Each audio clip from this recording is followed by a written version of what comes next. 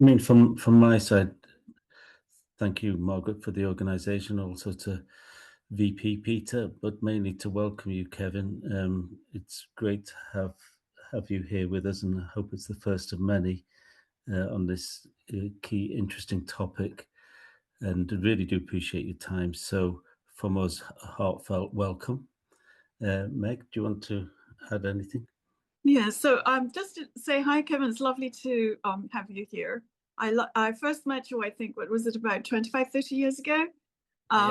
In the US when I was studying under Warfield, who developed the interactive management and the interpretive structural modeling algorithm and method. And Kevin, of course, knows a lot about that. It's a system science method for deliberative interactive management, basically how groups of people actually get to make decisions together.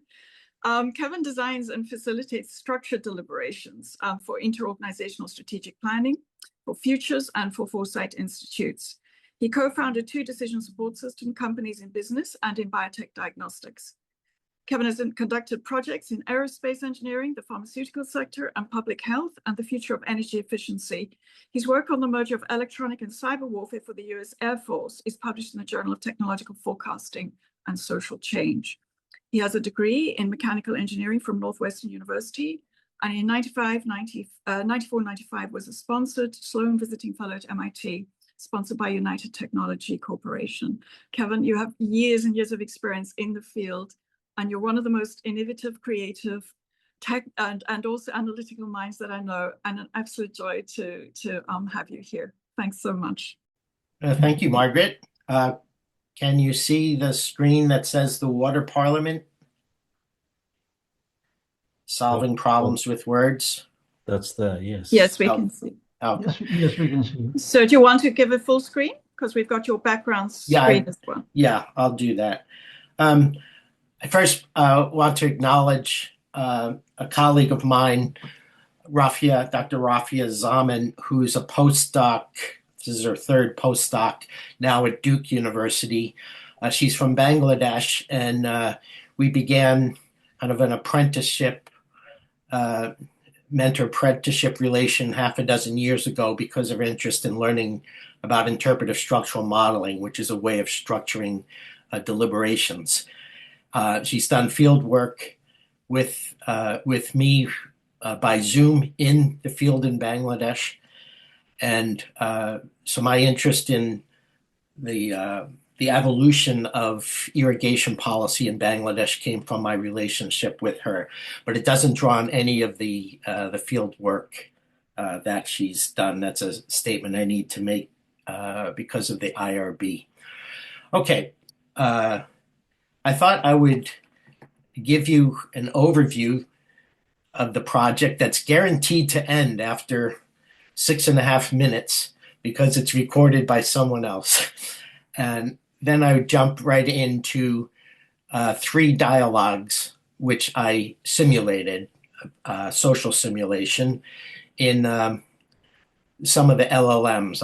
I'm going to show you one from Claude.ai, which is particularly good at language. So let me expand this.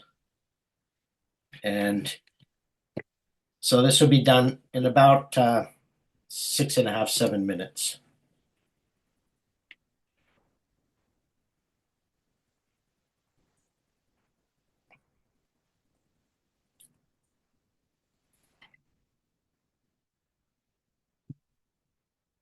We don't have audio. Kevin? Yes? We don't have audio. You don't have what? Audio. The audio's not coming through? Your headphones on? Oh, I understand. Yeah. Okay. Yeah, it was coming through the microphone. The earphones, to get rid of the echo, cut off your access to the audio. Sorry. Welcome to The Explainer. You know, sometimes the biggest fights are over things we can't even see. Well, today, we have an absolutely incredible story about a conflict just like that. We're talking about a war fought deep underground, and get this, it was won not with weapons, but with words.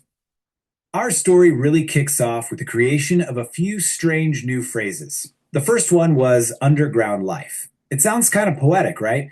But believe me, this phrase became a super powerful practical tool for putting out a crisis. And then you have this one, water seeing. It's an interesting idea, isn't it? I mean, how in the world do you see something that's buried hundreds of feet under the ground? Well, the answer to that question is really the key to this whole story. And finally, we have what might be the most fascinating term of all, blind water ties. This one hints at a totally new kind of connection, one that doesn't work through sight, but through, well, something else entirely. All of this brings us to the big question we're digging into today. What if the most powerful tool for solving our toughest challenges isn't some new piece of tech, but just a new word? To find out, we're going to travel to Bangladesh, to a really remarkable meeting called the Water Parliament. Okay, so let's get into it. Our story starts in Rajshahi, Bangladesh. There's this conflict brewing, but it's not on the surface. Nope, it's happening deep underground, in the hidden world of an aquifer that everyone was sharing. So you had two groups. On one side, you've got these large commercial farms. They have the deep wells, the expensive pumps, and they're relying on hard scientific data, drawdown rates, recharge calculations, the whole 9 yards. And on the other side, you've got smallholder farmers. Their shallow wells are starting to go dry, and they're relying on a completely different kind of knowledge, this deep intuitive wisdom that's been passed down for generations. So here's the absolute heart of the problem. They were fighting an invisible war over a resource they literally couldn't see. And they were speaking totally different languages. The technical jargon of modern science versus the deep, intuitive language of tradition. They had no common ground, not literally and not figuratively either. So to fix this, a special assembly was called, the Water Parliament. And it was led by this brilliant facilitator, a woman named Amina Begum. The very first thing she did was make sure they didn't start off by debating. Nope, they started by just seeing the problem in a new way. And the way Amina set up the room, it was just genius. Instead of a big conference table, she had them sit in circles, physically mapping out the problem. The shallow well users, the most vulnerable ones, they sat in the inner circle. The more powerful deep well owners, they were on the outside. And right in the very center, they had what they called a small earth, just a collection of water samples from everyone's wells. The seating chart itself forced a whole new perspective before anyone even said a word. Instead of just arguing about who was right, they followed this 4-stage process. First, just look for patterns. That's it. Then integrate the different kinds of knowledge, the scientific stuff and the traditional stuff. Only after that did they move on to building relationships and finally hammering out an agreement. The whole thing was designed to build a shared understanding from the ground up. All right, let's get to the breakthrough, because this is where the magic really happens. Right here in these conversations, a whole new language, a new way to talk about their shared reality just starts to emerge. Listen to this. It all starts with a moment of vulnerability. One of the powerful deep well owners, Kamal Hussein, he just admits something's wrong. His data can't explain it, but he can taste it. His water is changing. And just like that, a shallow well user, Jamal Uddin, connects that observation to his own records, which were just simple hand-drawn charts of his well. He points out a hidden pattern that connects both of them, a pattern that no single data set could have ever shown. And boom, here it is, the moment of creation. It's the deep well owner himself, Kamal, who comes up with the term. He realizes their connection is real, but it's invisible. They need, in his words, some kind of blind water tie. So this new term, Ando Pani Bandan, or blind water ties, it was so much more than just a clever phrase. It became this incredibly powerful concept. See, it wasn't just describing the problem. It was actually prescribing a solution. It defined a whole new social contract, a relationship that had to be built on trust and shared observation, precisely because the resource they were managing was invisible. And this kept happening. A scientist's data on oxygen levels in the aquifer perfectly matched an elder's description of the water breathing. So together, they came up with the term nishapran, or underground life, recognizing the aquifer not as a static thing to be drained, but as a living, breathing entity with its own rhythms. So were these just a bunch of nice words? Absolutely not. This new shared language became the foundation, the actual blueprint for concrete practical action. It was the blueprint for peace. And this slide shows you exactly how those new words turn directly into action. This table lays out the core of what they called the Rajshahi Wellfield Accord. You can see it clear as day. The idea of underground life led to aquifer rest periods. Blind water ties became the reason they created cross-depth monitoring teams. And water seeing turned into a set of shared observation protocols that blended modern tools with traditional wisdom. The result was this incredibly sophisticated agreement that honored both ways of knowing. It wasn't about one side winning. It was about creating a totally new integrated system. And the most important part, it worked. The water conflicts that have been getting worse for years were dramatically reduced. So why does a story from a village in Bangladesh matter to every single one of us, no matter where we live? Because it teaches us that so many of our biggest challenges, I'm talking about things like online privacy debates, arguments over climate change, they are at their core invisible conflicts. They're about different groups seeing the exact same reality through completely different lenses, speaking different languages, and fighting over resources we can't even physically touch, like our data or the carbon capacity of the atmosphere. So here it is, the number one takeaway from all this. Before we can ever hope to find a shared solution, we have to first build a shared language. The critical first step is to invent the words and concepts that let us finally see the invisible problem together. And that really leaves us with a final thought to chew on. What are the blind water ties in our own communities, in our workplaces, even in our digital lives? What invisible problems are we failing to solve, maybe just because we haven't yet found the right words to bring them into the light? Welcome. Okay, so I'll back up and give you a little context. In the early 80s, I became aware of the work of Gordon Pask through a little book that Nicholas Negroponte, the founder of the Media Lab at MIT, had done called Soft Architecture. And one of the introductory chapters was written by Pask, and the diagrams he had of his conversational model were hand drawn in that book. And there was a piece of that theory as he was explaining that I was fascinated with, and that was how in a conversation new language would or could emerge, especially if it's a dialogue between conflicting perspectives. And he called the emergence of this new language a sprout, and he considered it as, according to that work, this is in the early 1980s, he called it a sprout and considered the sprout an individual itself. He imbued the notion of a conversation with agency. I'm just going to plug this back in to get rid of the echo.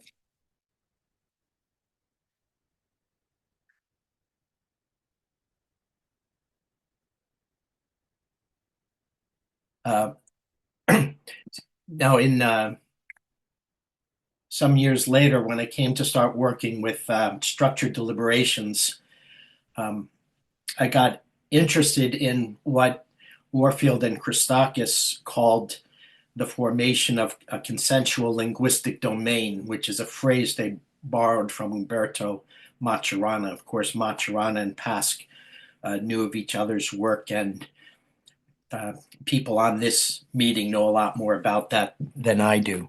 And I should say, I'm not an expert in Pask's conversation theory, but because I was simulating the structured deliberations within Claude.ai and ChatGPT and Gemini and DeepSeek and these other tools, I became interested in whether I could simulate the emergence of new language in dialogue between conflicting perspectives. So let me jump into a couple of the dialogues, and then each of these is only a minute and a half. And after you get the idea of what's going on, I'd like to open it up for discussion. So we'll have discussion in about 5 minutes. Take the headphones out, Kevin. I'm sorry? Oh. Headphones. Right. Sorry.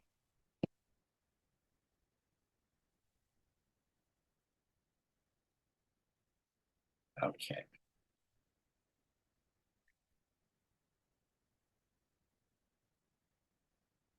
This particular package is called 11 Labs, and it's taking the dialogue that was created in Claude.ai, and I've just separated this into men's and women's voices so it's easier to understand the switchover.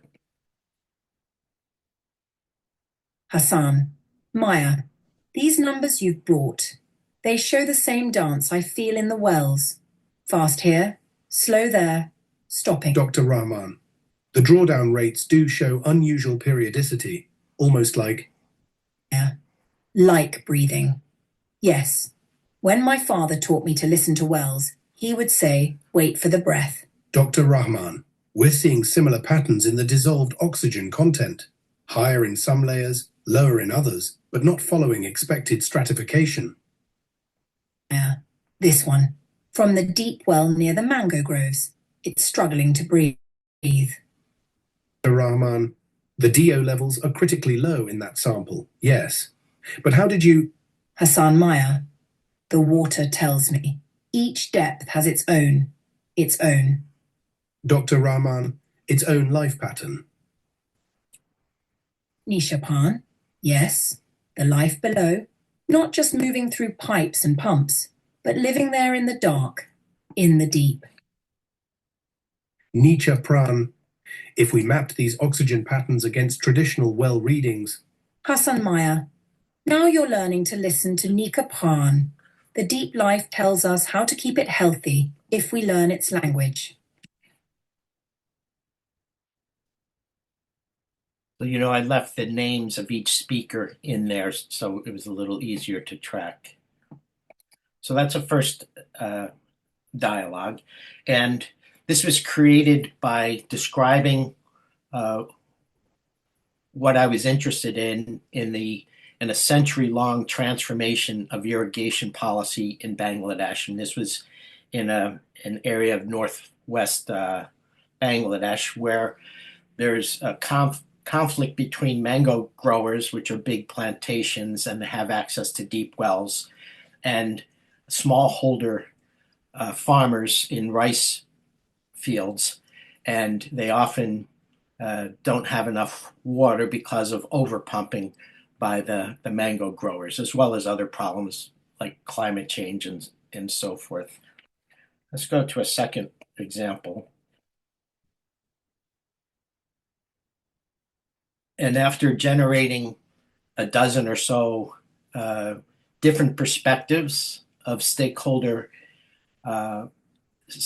in that situation, from community spiritual leaders to hydrologists to plantation owners to the wives of the rice farmers, I asked Claude.ai to pick the most conflicting perspectives and simulate a dialogue at the peak of a realization that they might have. And sometimes I asked it directly to simulate when that realization or that struggle for words might have led to the invention of new language.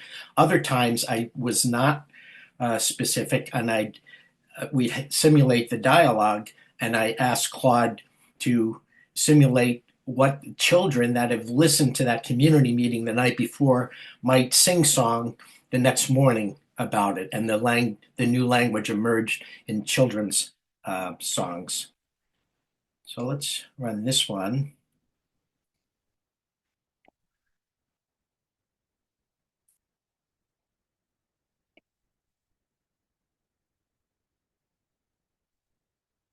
Sadiq. The conductivity measurements show clear stratification between... Here, Abdullah. The water moves differently here than your instruments expect. Last month, I recorded variations that don't match any known pattern. Almost as if... As if the water is showing you something your machines cannot see? What do you see when you read water?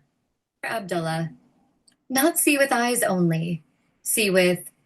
The water teaches us to see differently. These patterns here, they align with days when local farmers reported changes, but before our instruments detected anything. You are beginning, Panidaka. Water seeing. Not just looking at water, but letting water show you its truth. Siddiq. Panidaka. Like scientific observation, but... Here, Abdullah. More. Your instruments are like one finger touching water. Panidaka uses your whole being to understand water's whole being. If we combined sensor data with these other ways of seeing... Now you begin real Panidaka. The water has been waiting for us to learn to see together.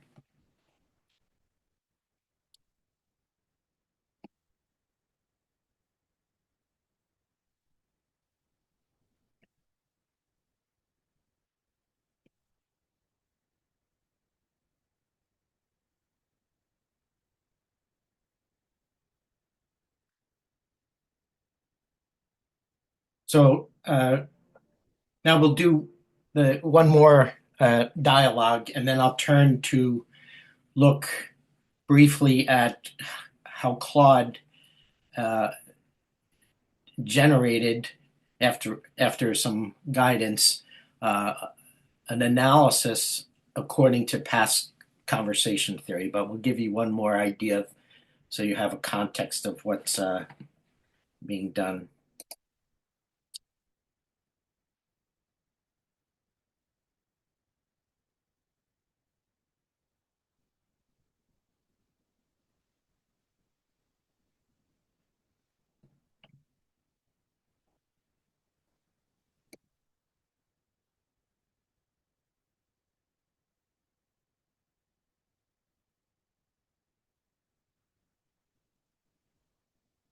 Jamal. See how they dance before joining? The waters remember that. Jamal. Grandfather would say we've broken something by digging so deep, but we can't see what we've broken. We are like blind men describing an elephant. You feel the deep water, I feel the shallow, but the water knows it is all one body. Jamal. Our measurements, your drawings. We're both blind in different ways. Yet the water still flows between us, seen or unseen. Look how your deep water and my shallow water make patterns together. Kamal. The bitterness in my well, when did it start? Kamal. The same week my well started running dry in the afternoons. See this pattern here? Kamal. So they're connected, though we can't see how.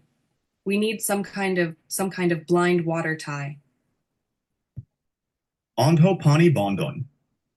Yes, a bond that works through trust, not sight. If your shallow well tells you something is changing. And your deep well shows signs. Well, we trust the connection, even if we can't see it. Okay, so those are 3 examples of dialogue created by Claude.ai, and the context for the dialogues happened after a long conversation. This conversation went on for 2 weeks, almost 40 hours a week, and was well over 550 pages without the artifacts and all the diagrams and structural models that were created. And it blew right past the context window, and that was one of the things I wanted to see what would happen. But now I've re-engaged it after the capacity in Claude and the other AI tools have allowed you to remember what happened in previous conversations. So now the interesting thing, I did not expect to be able to see an LLM create new language, because we always think of these new tools as, swallowing a bunch of text and then spitting out the most probable next piece of text. But here, when I simulated the dialogue and asked it to have dialogue between conflicting perspectives, for example, the first dialogue was between a 3rd generation well digger that typically working with the small rice farmers. And here, a hydrogeologist typically working for the government and really beholden to the powerful large property owners. And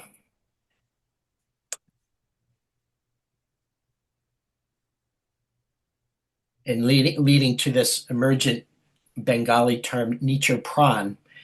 And this is not, as far as we can tell, a common word that Claude is just adopted from the literature. It's created a blended concept. And because that happened, I remembered this work by Pask and his conversation theory leading to the sprouting of new languages. In fact, when I first learned of this back in 1986, I presented a paper at the American Society for Mechanical Engineers called Sprouting New Languages for Creative Design, because I was working on knowledge-based systems to replace designers and engineers with automated systems. So here I asked, you're seeing the results of me asking Claude.ai to conduct an analysis of this the emergence of this term according to conversation theory and interaction of actors theory. And I'm not going to present the Pask analysis to you because there's people in this group that are real experts, of course. I am not. I'm was always curious about this phenomena, and to find that Claude could guide me through an analysis of it, I've just found fascinating. So I've been doing this more and more, simulation of dialogues and watching what happens with language. So here it's given us a little brief on the acknowledgement of this new term, Nicho Pran, emerging as a sprout. It'd be a bit of new language. The indicators that it's emerged as a new sprout. A description of the conversational dynamics, entailment structure formation, how it's described, the roles of the P individuals, how the sprout itself, the notion, the language becomes a P individual in his language. And I apologize to Dr. Scott if these are things he wouldn't have said. Nevertheless, it's what Claude was able to sweep in to the analytic framework. Kevin, this is wonderful. Please carry on. Bernard Scott, this is wonderful. Thank you. Carry on.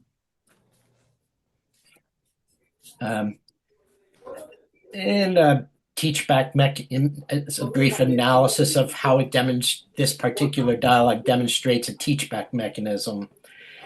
And then organizational closure.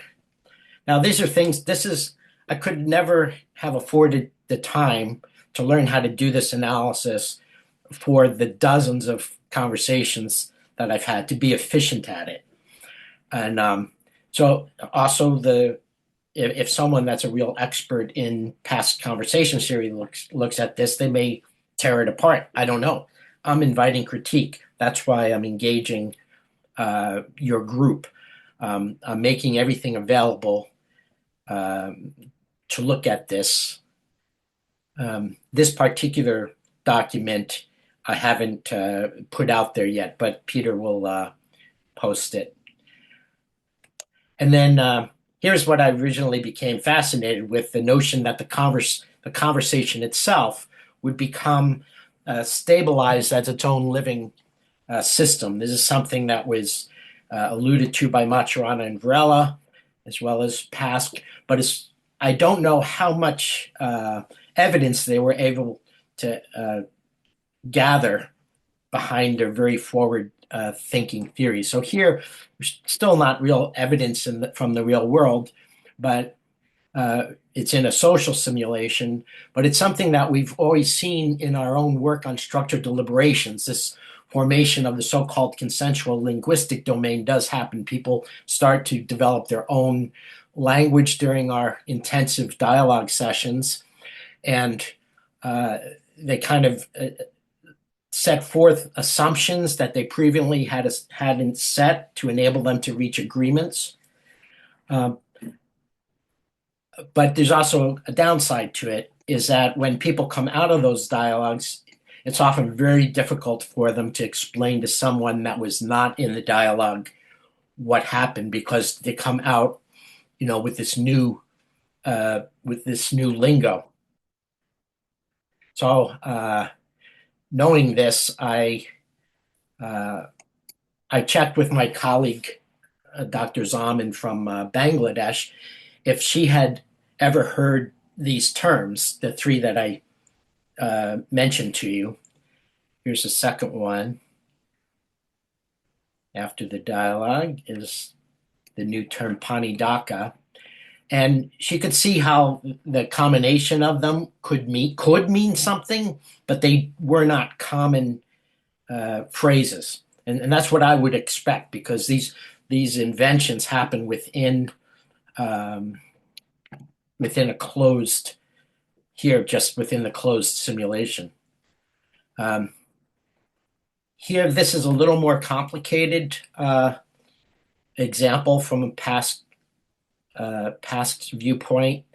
And so, without repeating kind of the analysis of the previous one, it went into more complicated concepts from Pask.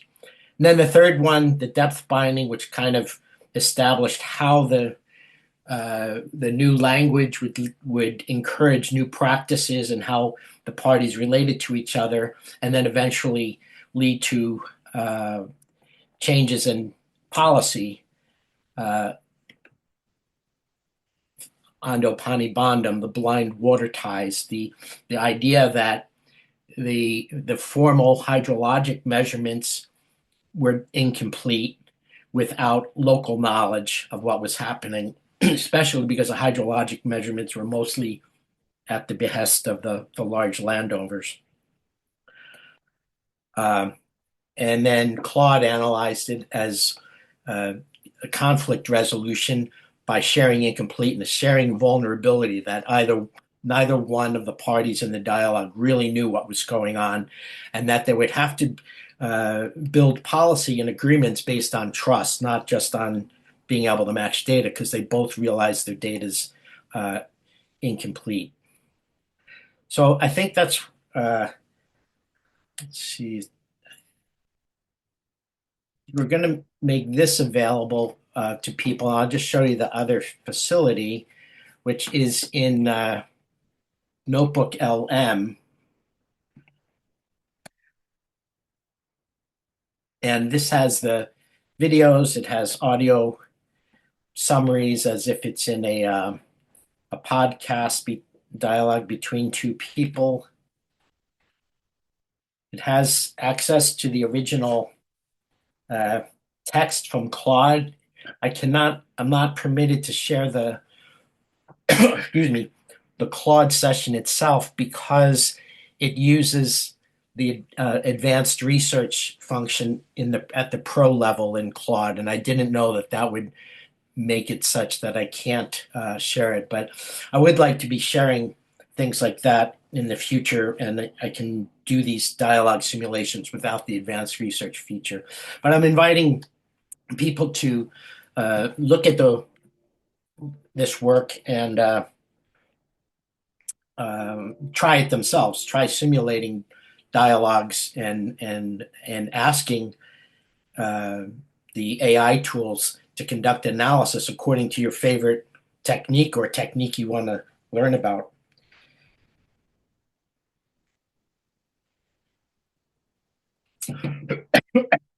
Are there any questions we might kick off the discussion? I quite sort of rudely, Bernard, sort of rudely interrupted a few minutes ago, just to say that I was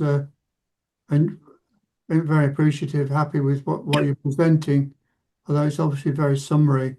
And I just want to give you some encouragement to carry on. Yes, you need some water or something. So there's almost too much to take in.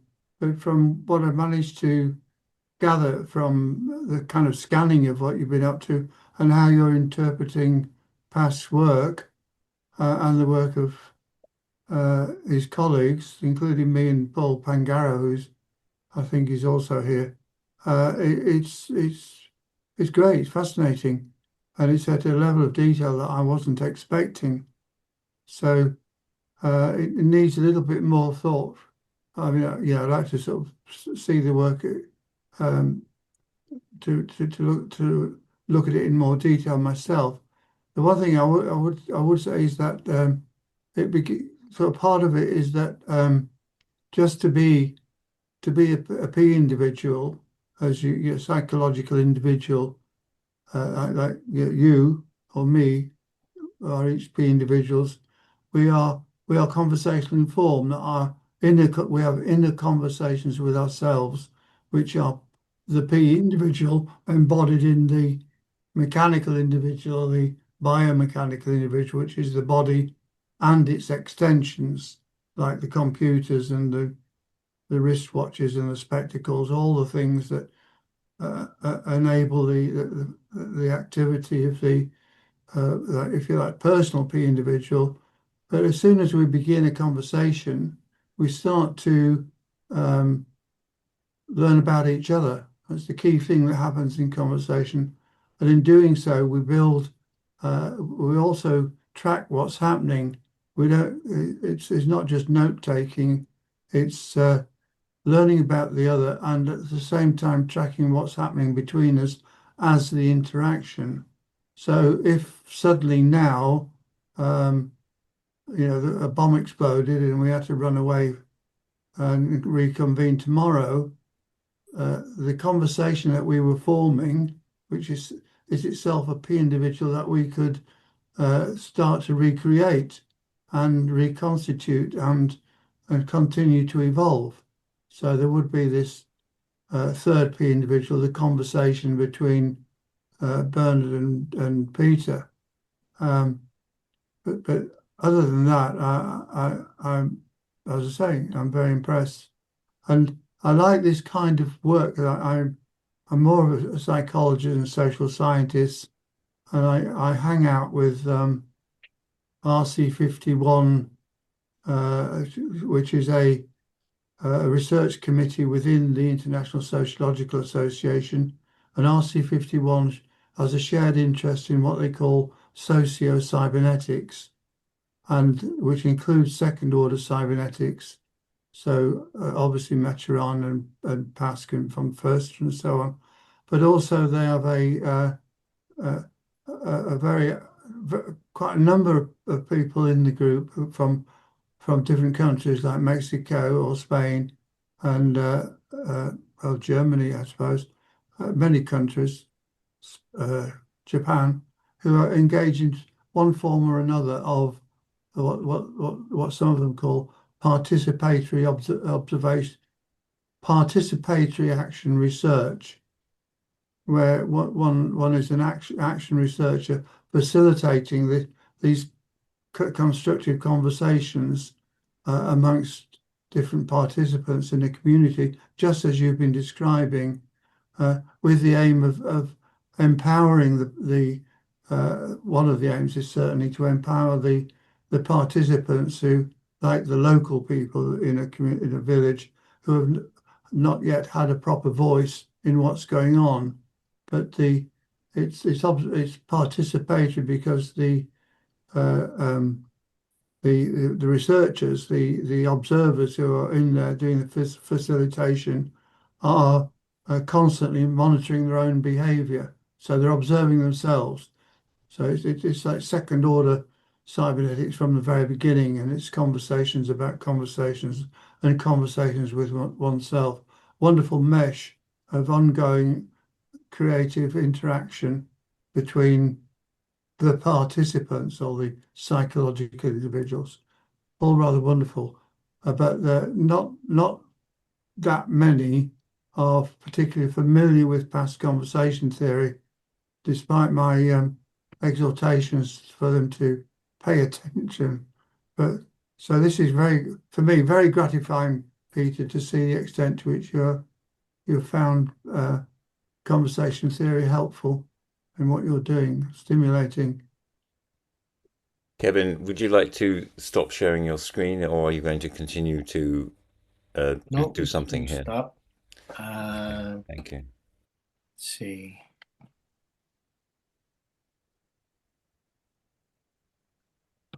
Do you want to show us some of the analytics that you did in the AIs on this subject before you close down?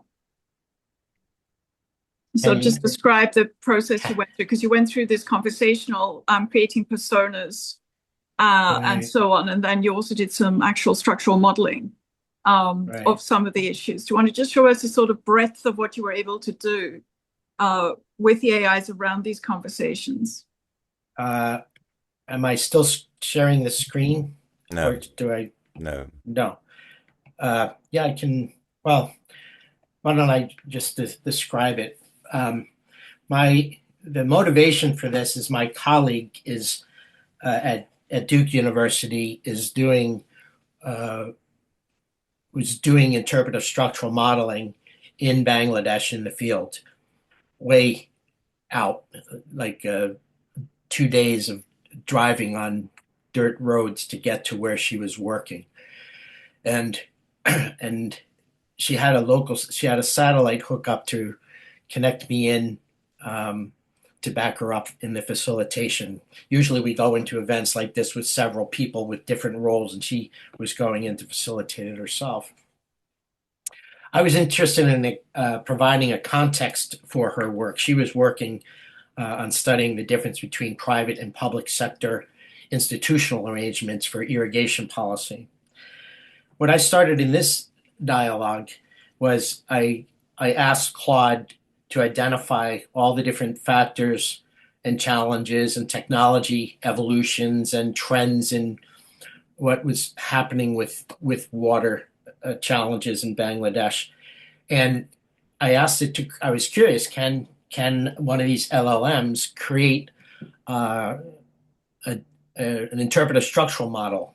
And I found it could. And I did it in a bunch of different ways in different LLMs, from describing the references to the algorithm to just verbally saying, I want a directed acyclic graph to understand the structure of challenges so I can look at what the root causes are, or I want to look at a long-term plan. And once I found it could simulate the structures by answering all the pairwise relationships itself, I then said, okay, let's get a little level deeper. Let's identify all the stakeholders, the different types of perspectives that would typically be brought together on more narrow aspects, like in particular regions. So I looked at what Claude had told me of what are the most challenging areas, and we created a graph of what were the most challenging areas and what would probably be the most innovative. And we picked this particular project in Rashadi district. And then I said, okay, let's develop a list of stakeholder types and create personas. So we created about a dozen personas. I also did it with Bruno Latour's modes of existence, and we created a persona behind each type of perspective from Bruno Latour's work. And then from that, I said, okay, let's talk about water conflict between mango growers and rice growers, and let's pick two people that would have the most conflicting perspectives, simulate that dialogue. I showed you several of those dialogues from different conflicting perspectives. And then I experimented, how do I tell the story from this analysis? So one way I did was to use Russell Ackoff's technique of standing in your future and looking back. And I looked in the year 2140 at how the irrigation policy practices might emerge over a 100-year period from the start of our project, and looked back, and it might sound a little strange, but to to create a world a century from now. I said, let's create a water consciousness garden. That was a phrase that came out of my conversation with Claude, that make some little monuments of how these new words gave birth to new practices and new policies. And I worked with Claude to create a design pattern for that garden. And I invited a dozen people that might be interested in discernment practices from the Islamic faith, from the Jesuit faith, from the work of the Friends or Quakers have discernment processes. And so I had dialogues amongst them in the future, and then looked back and said, okay, what must have happened over the previous century? And I took cuts every 20 years and simulated the setup of a conference and a couple dialogues within each conference. Then I said, how do I tell this story? Well, the idea of designing the water consciousness garden to monumentalize it was a way to spatialize the story, and people could visit it. Another way is I asked Claude, since it was created by 4 French graduate students, and the French are good at language, and Claude's known for being very good at language. I asked it to write the story about this in the form of a great French novelist. So it wrote that story. So that's really interesting. And you can't have a good story without conflict, as any novelist will tell you. And so I asked Claude to analyze the story through the lens of Foucault's notions of power and biopower. And I did that with other authors. For example, I asked it to give me an interpretation from the standpoint of Hans-Jörg Gadamer's hermeneutics, and the idea of hermeneutic horizons and the fusion of perspectives. And I found that each time I asked for an interpretation through these different lenses, that it did something that looked pretty good to me, even though I'm not an expert in all these different fields. But it's led. I did this work over a year ago that I'm reporting on here. And what I've moved towards in this past 6-7 months is a technique called reading through, which was made popular by Karen Barad, who's a feminist philosopher of science. And she was a quantum physicist, but she builds on the work of another feminist philosopher of science, Donna Haraway, who together have been cultivating this idea of reading one bit of text through the lens of another bit of text. And this depends on analogies of interference patterns from quantum physics and entanglement. And it's not using that math.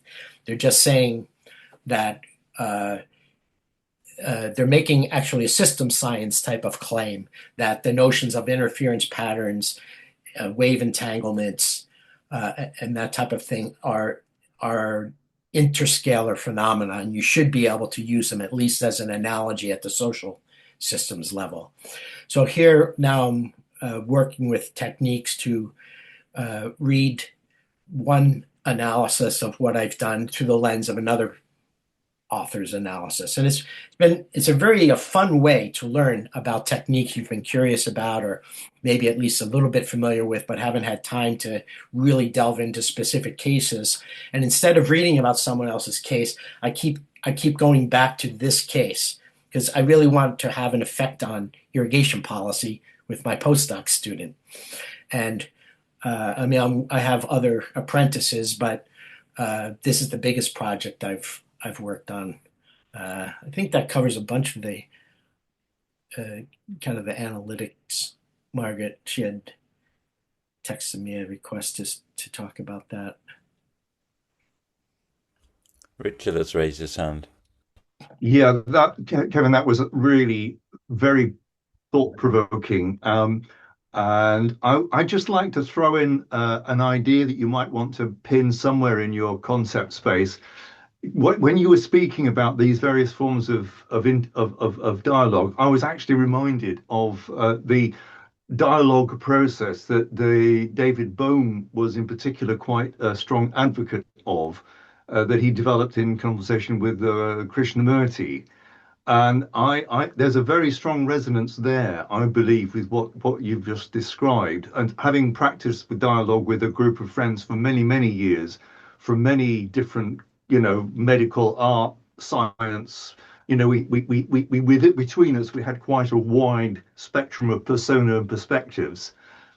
I came to realize from first-hand inner experience just how powerful this is as a means of both of creating a rounder sense of what truth might look like. And I believe that what you are describing is an AI-enabled multiple, and please excuse the slightly humorous reference here, but it's an AI-enabled version of what Douglas Adams would have called the total perspective vortex. If you've ever read Douglas Adams's masterworks on The Hitchhiker's Guide to the Galaxy, there are gems of genius in there that you will spot. And that was one. When I started thinking about this a bit more, I just thought, bingo, this guy has said in a very humorous way something which is critical, which is this multiple perspective thing. And I'll just round off by saying I had a very interesting interview between Lex Friedman and a guy that formerly worked for the CIA as one of their agents, talking about the importance of multiple perspectives. Because he said, if you really want to get a grip of what the hell's going on, you've got to be able to move around that table, that multiple 360 table, to engage with all of those perspectives, because that's when you see what their perceptions are. And I believe what we're talking about here is that multiple perception thing from the different perspectives. But the important thing you said there was the trust thing, which is what you get when you have a dialogue group, a conversation group that gets to know each other and as it were, look each other in the eye. And I think this is probably where the diplomats actually would appreciate that wholeheartedly, because that's what they practice. But what we're talking about here is an enablement using AI to kind of accelerate that process. But it's not just AI. I think the important thing for me is the human in the loop. And in other words, one could set up a multiple perspective vortex, so to say, but actually be part of that. And I think that will be a very interesting step. So I'll stop there. That's great. Thank you so much. Yeah, as I was looking across all the different types of water governance problems that they have in Bangladesh and the many different conflict resolution mechanisms they have for it, I asked Claude to select the best facilitation methods as a combination of what techniques might be already familiar to a little village. And the technique is they sit down at the end of the week around the banyan tree, and they have a particular traditional way they carry on the dialogue. And at the other end of the spectrum are very formal policy discussions that are used by the water resource management boards of Bangladesh, which is very high level concern with national policy. And I was amazed. It just laid out and selected all kinds of different facilitation techniques matched up with the different types of problems. And that what I got into as a mode of working is not what people call prompt engineering, because I found, especially as I'm just starting to use these tools, I started using ChatGPT in the end of 2023, but then I just was using it like a search engine, giving it a question and getting a great response. But what I've learned now is I don't know enough about what I'm trying to do in almost any conversation. And I just carry on a conversation asking the AI to help me ask better questions of it and help me structure a prompt that it would find good. And it's always way more well thought out than I have. And then if I like the prompt and I make a few adjustments to say, okay, now copy the prompt that's generated and feed it back to it. And that's been very powerful. And then getting into the specific types of dialogue, I then will use the AI to identify stakeholder perspectives and then create personas for each of the perspectives that are going to be in the dialogue. And I might do a little bio of each one and then select which ones have the greatest conflict to have a dialogue. That's something I did see Pask talked about, is the potential for the creation of new language in conflictual situations. But BOEM it's not one that came up in this context, but yeah, I'm a student of dialogue methods, so I like to try more and more. I haven't tried BOEM yet. Mike had a question. Yeah, Mike's got a... This Mike, yes, I have. First of all, thank you. I find it very encouraging, the depth to which you've gone into this particular subject area. I also agree with you that, and I would certainly own in myself, that none of us yet know enough about what we're trying to do using these new approaches through the large language models. What I do know is, in the world of prompt engineering, what you've described, and more brilliantly than I've seen anybody else do it, is a phenomenon called perspective engineering.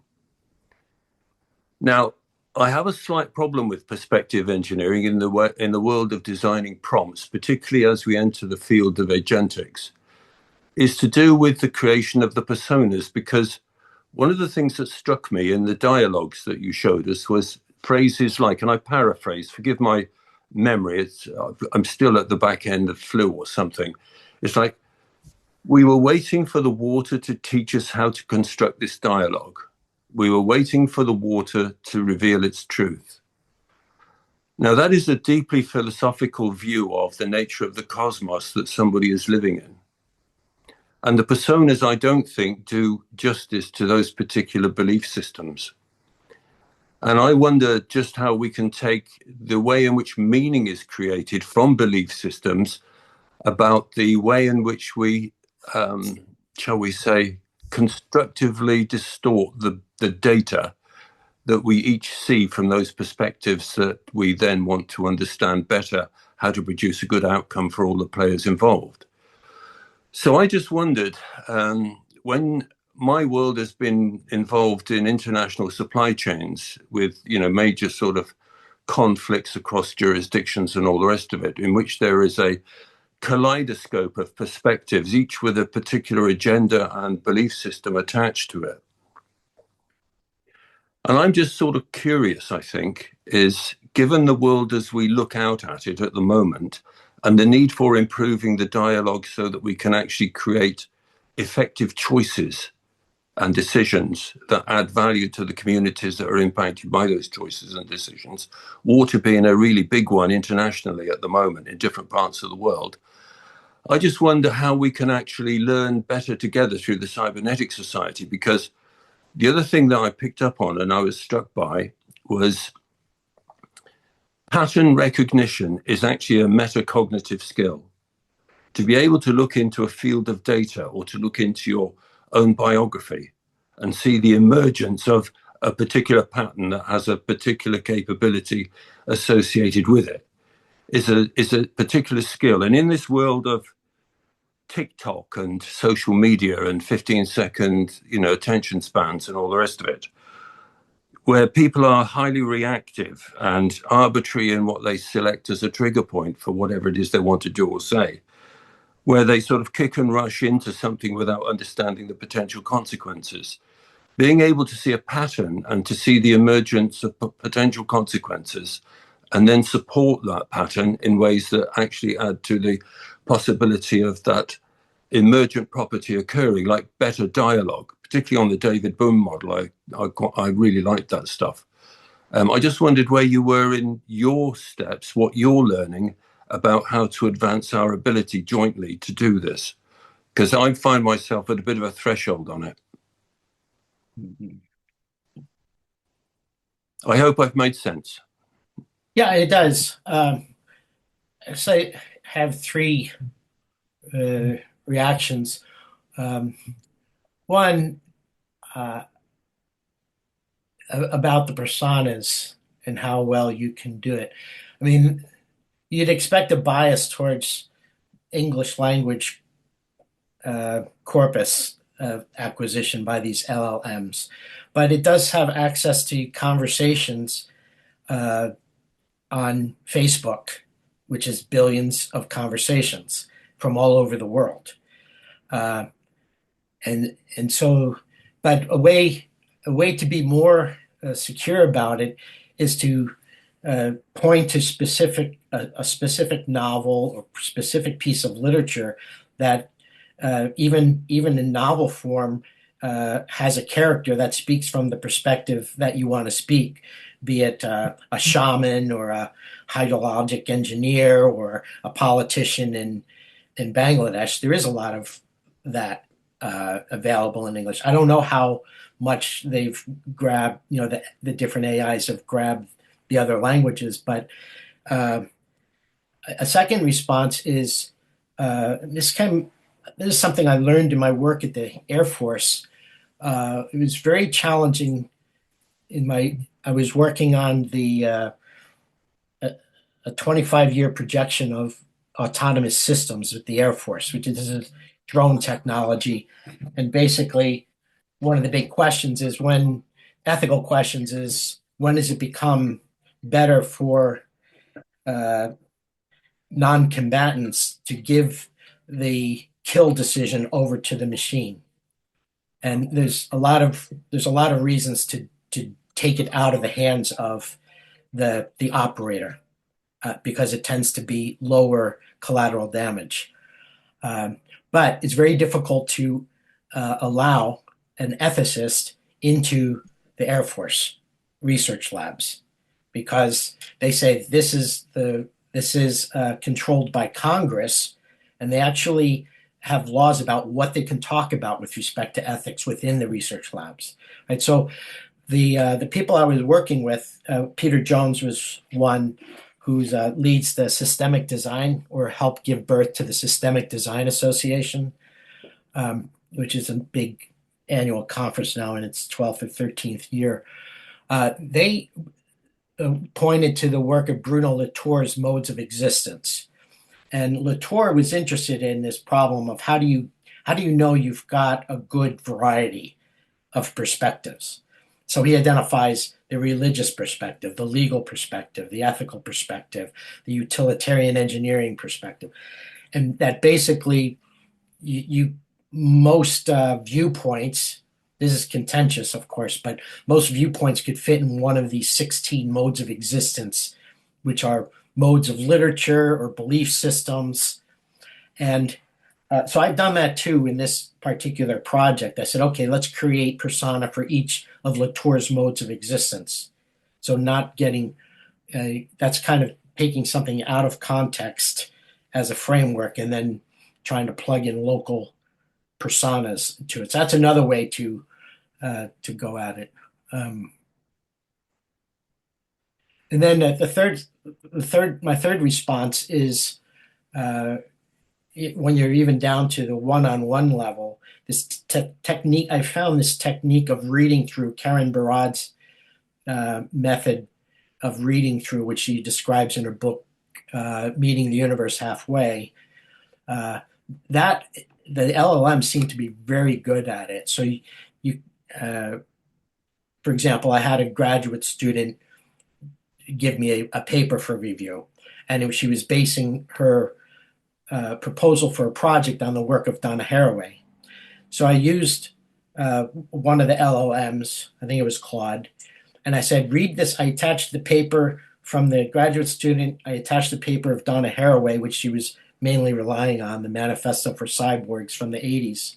I said, read this graduate student's work through the lens of Donna Haraway's original Manifesto for Cyborgs. It was brilliant. I happen to know Donna Haraway's work pretty well.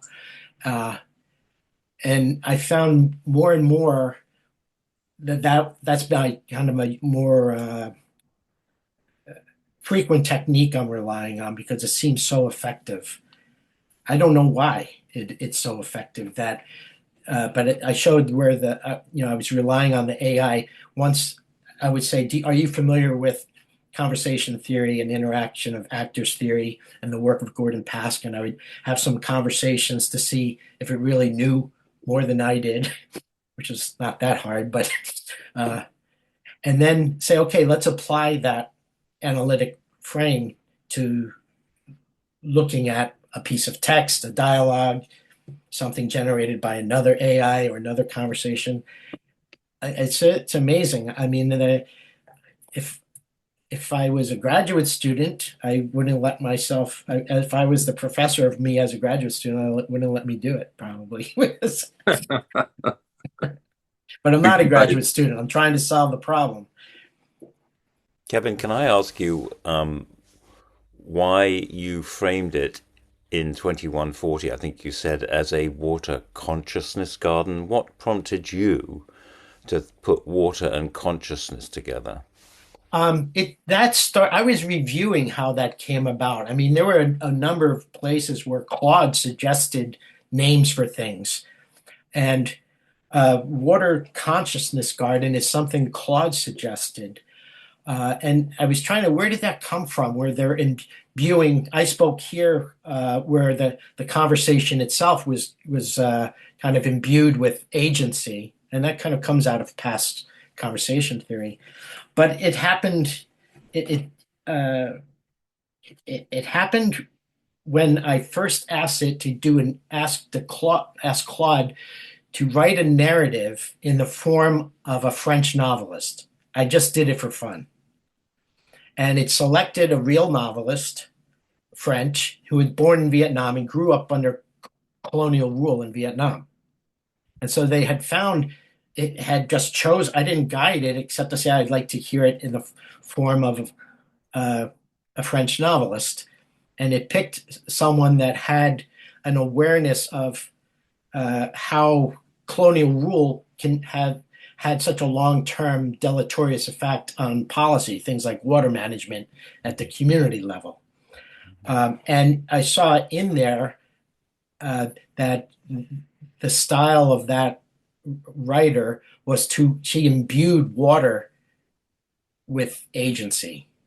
Yeah, I mean, it's interesting that happened. I mean, Bali has a strong religion of water, and of course, throughout history, there's been mythical figures of water spirits underground in Irish folklore, for example, just one example. And then the work of Emoto and Veda Austin, who have been looking at patterns that emerge in water based on different factors as well when they're frozen. So anyway, I'm just intrigued by that emergence. I was very surprised about that because I didn't say give water agency.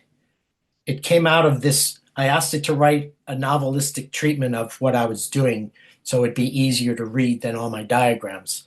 And there's like 40 causal loop diagrams and 40 interpretive structural modeling diagrams of public versus private governance and how they were probably going to merge and how different, for example, after generating a causal loop diagram of the current situation of water governance and projecting one for 100 years from now after a bunch of problems had been solved as one scenario, revisited causal loop diagrams every 20 years and asked it to show me how different Senge's system archetypes may have changed. And so in the big diagram, there's like 8 or 10 archetypes going on, and every 20 years they change into things more productive for that scenario, because I'm trying to create how we could have a positive scenario. It can go the other way too, but the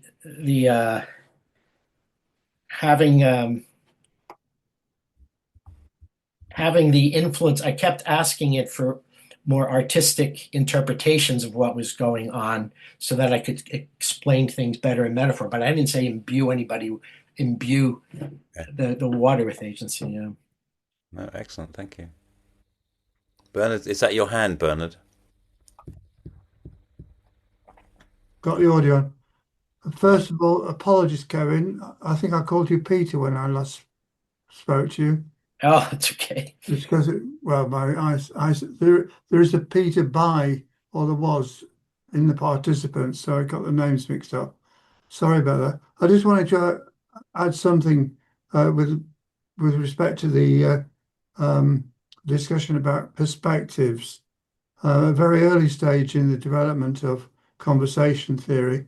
In fact, before it was named as such, Pask was already alive to the concept of perspectives and meta perspectives and meta perspectives, principally through the work of Ronald Lang in a small book by Lang, Phillipson, and Lee, in which they did counselling work with married couples, and they got each person to set out their perspectives on certain topics, and then to set out what they thought their partner's perspectives were on those topics, and then to set out what they thought their partners would have written about their perspective of the original person's perspective.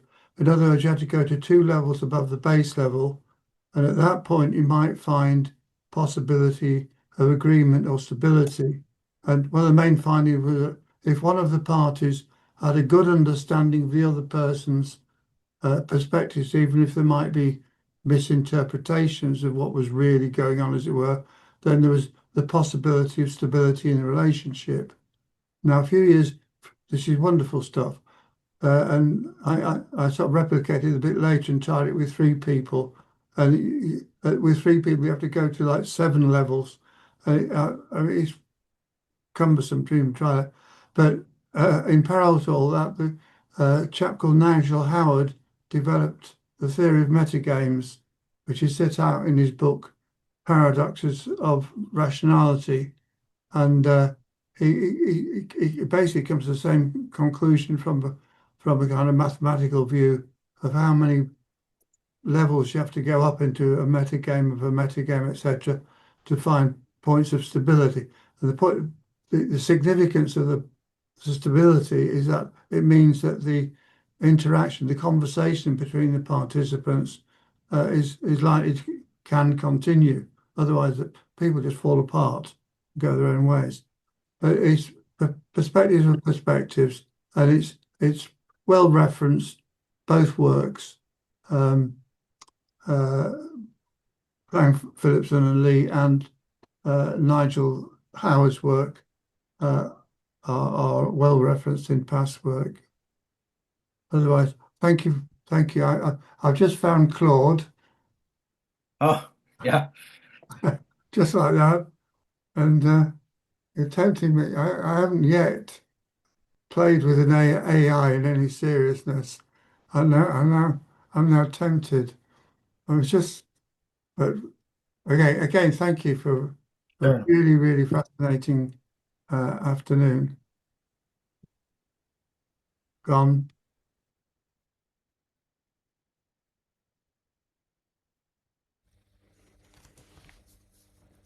Margaret, you're muted.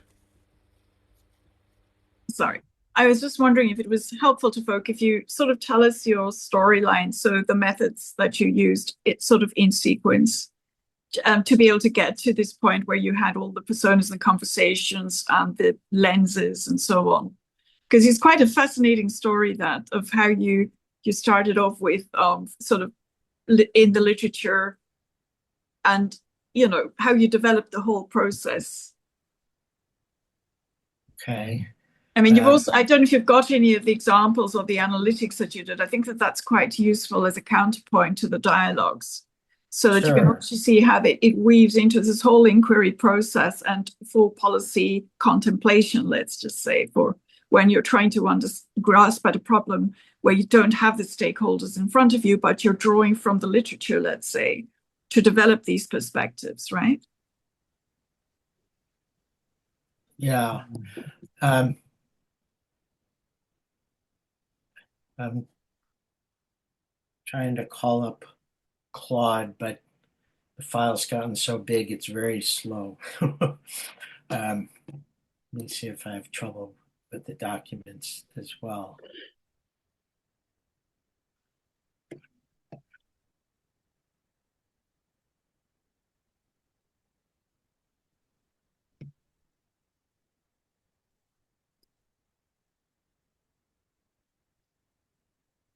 Um,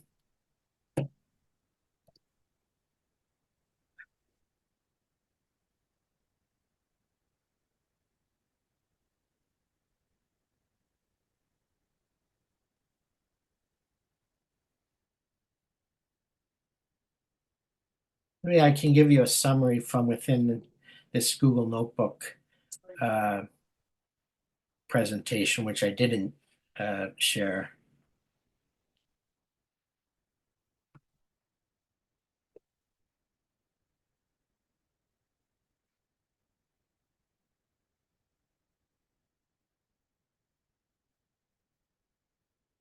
Sorry, didn't mean to put you on the spot there.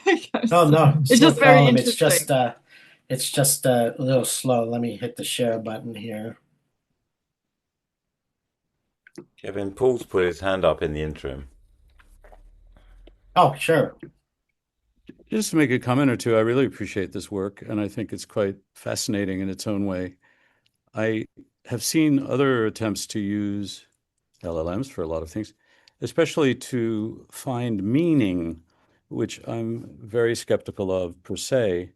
The idea that it can help manipulate the logic of a conversation, logic's a little strong, they're not good at that, but to offer alternatives and possibly correctly calculated alternatives to given perspectives is exciting. And I think there's a lot of possibility there.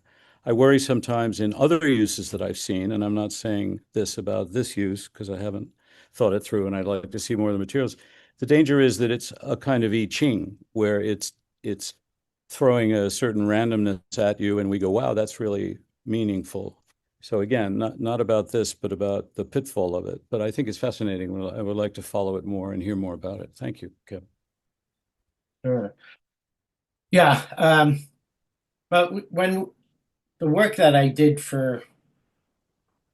since the late 90s in structured deliberations, I've been involved in setting up dialogues that may go on from 3 days to 2 weeks, and it's taking a year to plan out the dialogue, from identifying all the different players that should be represented. There are always too many. You have to select people that can represent more than one perspective usually. And then what question are you going to ask? We try to get down to just a couple key questions. And when we are working on the questions, there's no methodology for it except iteration and trial and error. And I've been working for some years on understanding the literature about questionology and interrogativity, or I'm not even sure that the word is, but theories of inquiry and how you get them down to a question.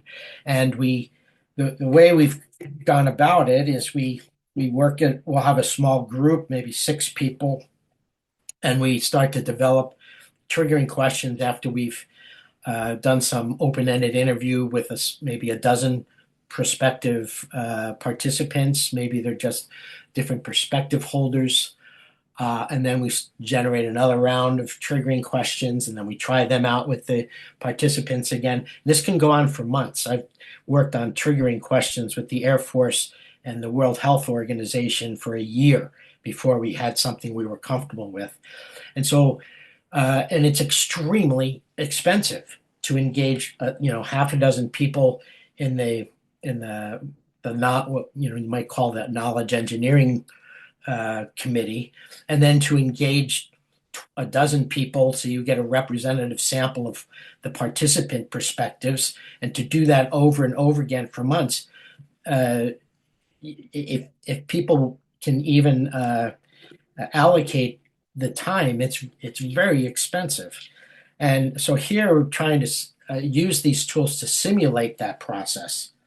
I don't want to just simulate several dialogues in one water parliament. I want to simulate thousands of dialogues, understand a population of new language that might emerge, and apply optimization pressures to it and see which might have the most likelihood in changing practice, changing policy at the local level, and then diffusing through other other communities. I'll come back to Margaret's question on the analytics. I started by just seeing if I could use the LLM to simulate the directed acyclic graphs and causal loop diagrams that interpretive structural modeling produce. And I did it just describing like a page-long context for what the project was and my interest in the future of irrigation policy. And it selected a bunch of the challenges and technology, projections of technology advancement, and developed a diagram fairly quickly. And I became interested in, can all the other LLMs do it? Do they do it in a similar way? How can I best be specific about the algorithm that we use to support the dialogues? What's the minimal I can describe? Can I describe the algorithm without referencing literature in just a few sentences? And I found I could.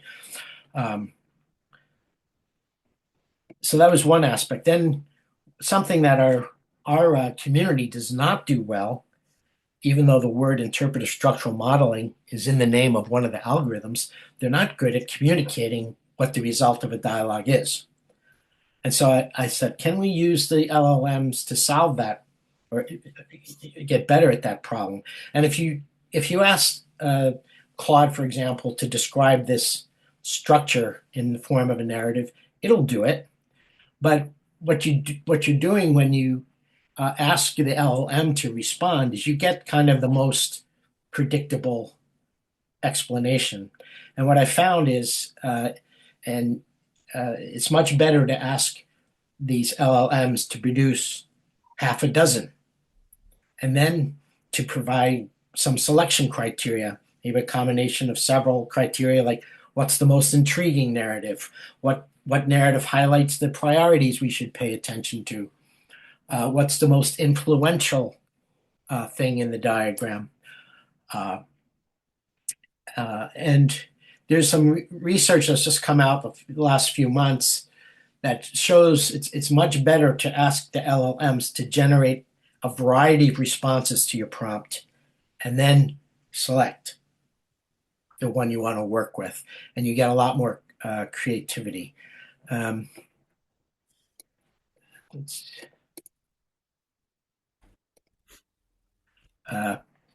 So for example, after I had done an initial projection of the structural modeling using Claude, I asked it to create a story about a particular village and select one that was in a high risk area. This happens to be in the Bay of Bengal.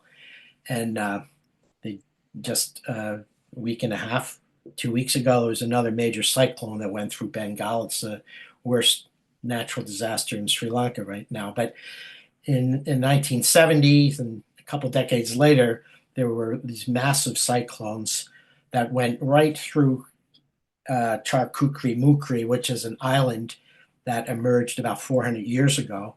And it selected the area, it selected the problem, and created the story.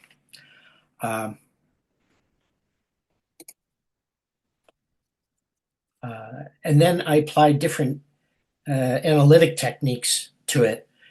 For example, this is an analysis I asked it to do in the style of Michel Foucault and his archaeology of knowledge, and he was big on understanding power imbalances. So it gave me an analysis. Now, I couldn't afford to hire Michel Foucault, and of course he's dead. That's another difficulty. And it'd be difficult for me to even get access to a graduate student of his work.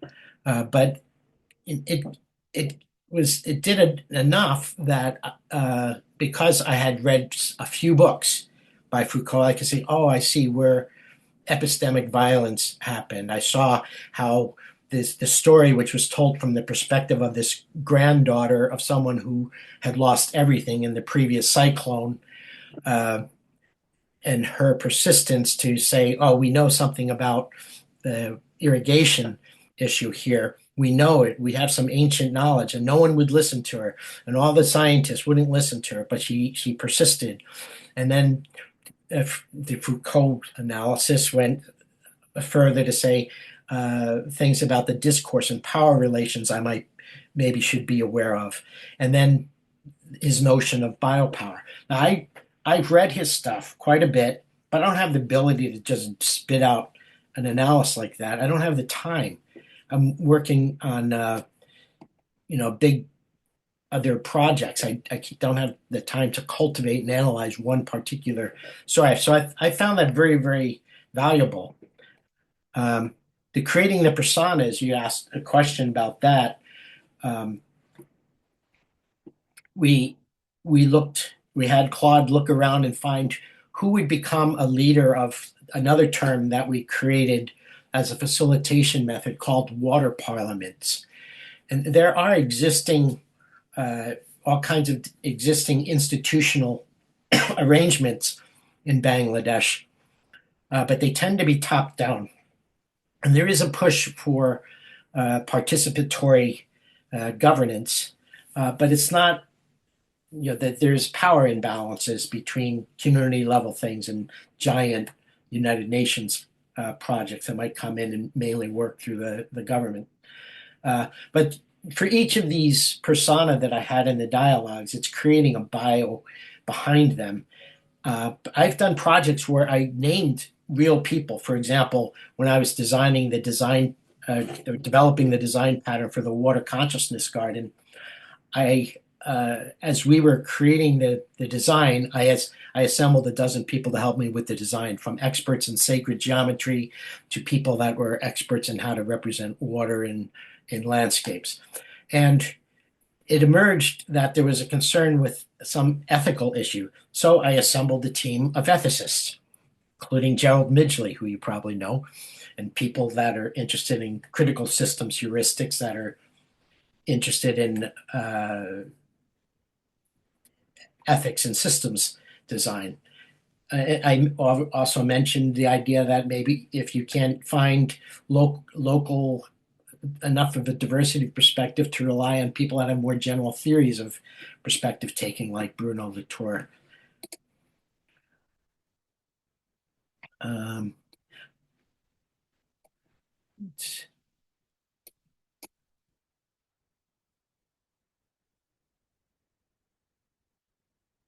So I think one of the techniques I was interested in using these tools is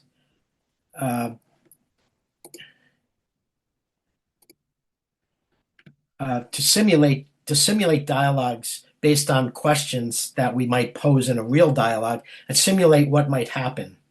Now, we do that.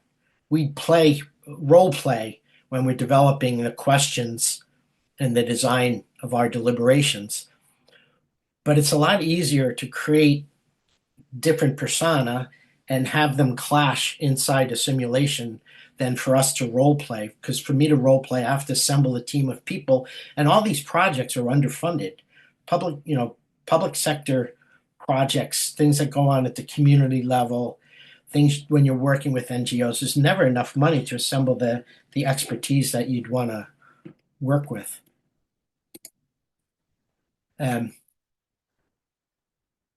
Someone that's really good at working between the LLMs and systems modeling is Gene Bellinger. If you don't know Gene, I'd recommend hooking up with his profile, connect with him on LinkedIn. He has over 20,000 followers, but he keeps doing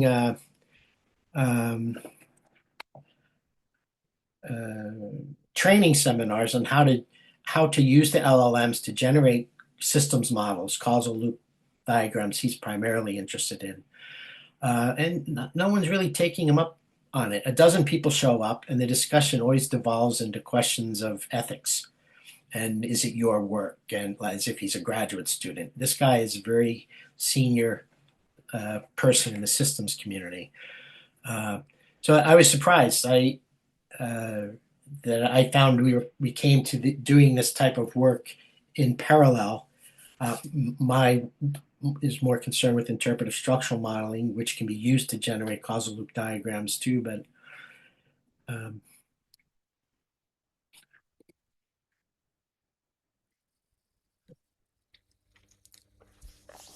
Are you going to make these available? This this set of diagrams, is this on your? Yeah.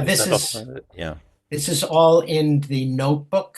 Oh, it is. Oh, it is. And I put the link to that in Yeah. the chat. Okay, very good. Yeah, the thing that's not there yet, it'll be there tomorrow, is this document where I've given the summary of the dialogues, Right. and then the Paskian analysis. It's all here. I just haven't given it to Peter yet. Okay, well, I'll put it up on the website. Yeah. When we get to that.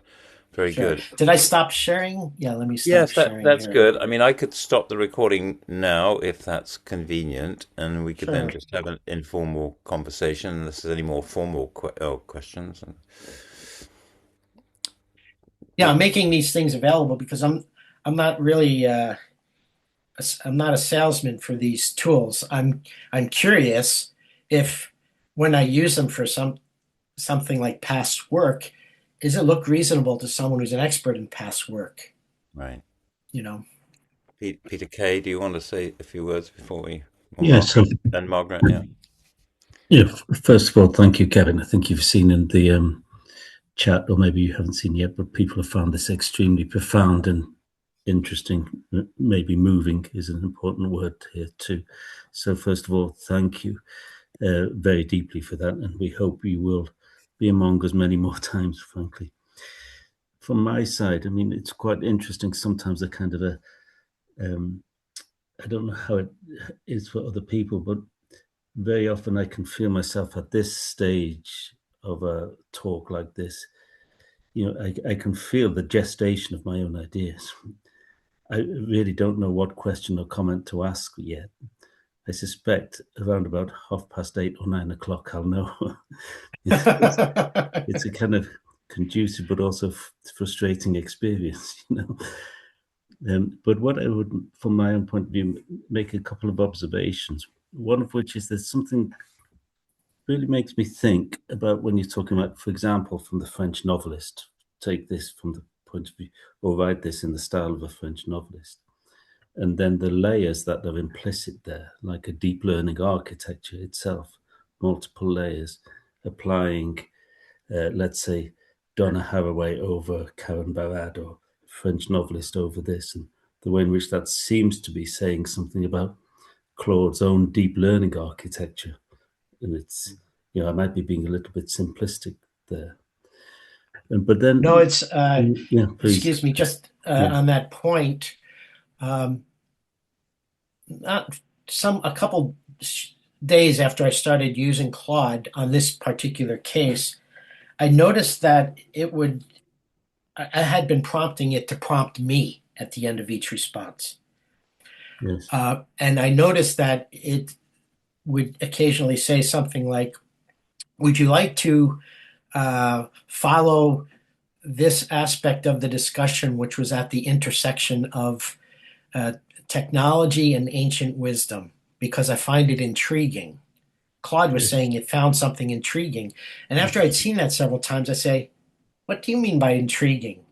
And it said, I'm not that self-aware yet, but it gave me a list of like 60 attributes that went into his assessment of what's intriguing.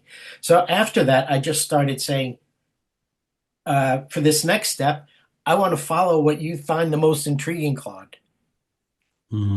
Interesting. You know? Interesting. Yeah. And as a means of getting at the deep structure, I was like, oh, this thing is not anything like a search engine. It's not searching in a database. It's synthesizing things that is incredible to me. Yeah, so it's synthesizing also with massive variety. Yeah. So let's hold that there, and then just say one other observation then. So it is related but also separate, is that when we talk about intelligence very often, and we talk about, say, cognitive processing, etc. We talk about how the brain makes sense of the world.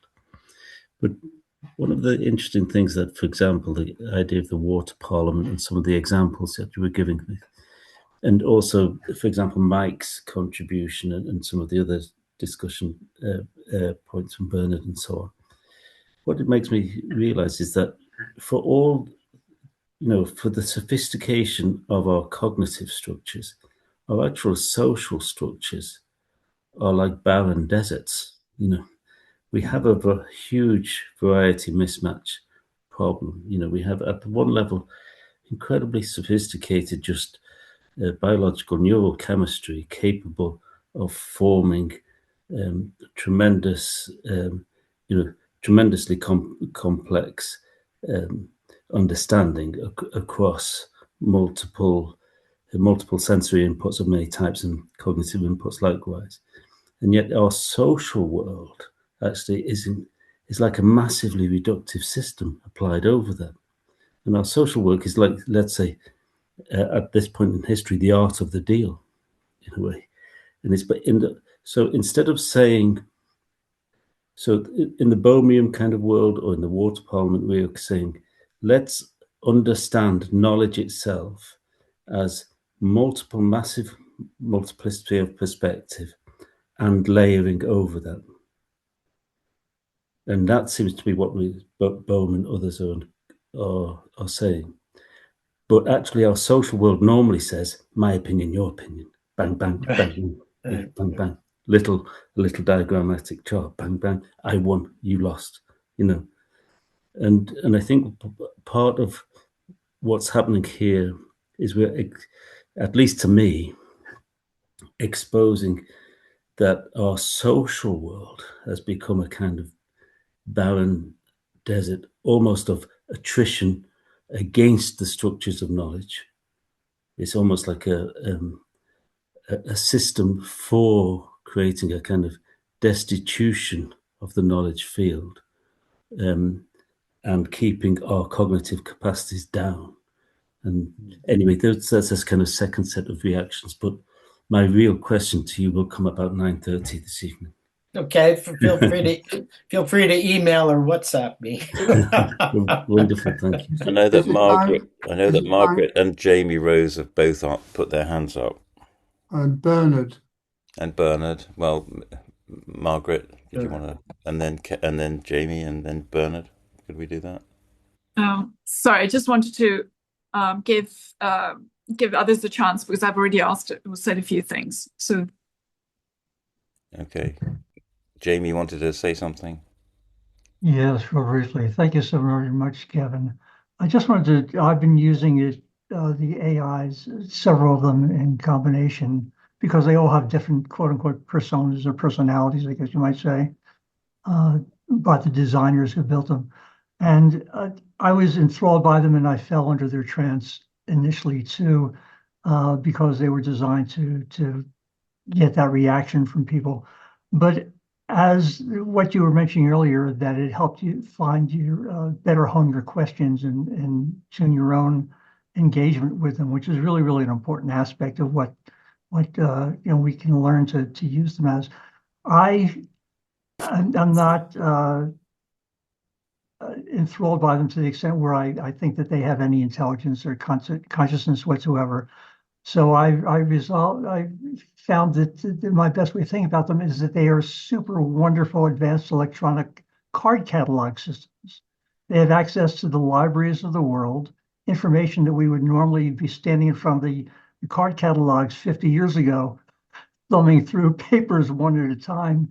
They can do immediately and respond and coordinate all that information faster for us, which gives us faster access to the spectrum of information that we may or may not have had in our private educations.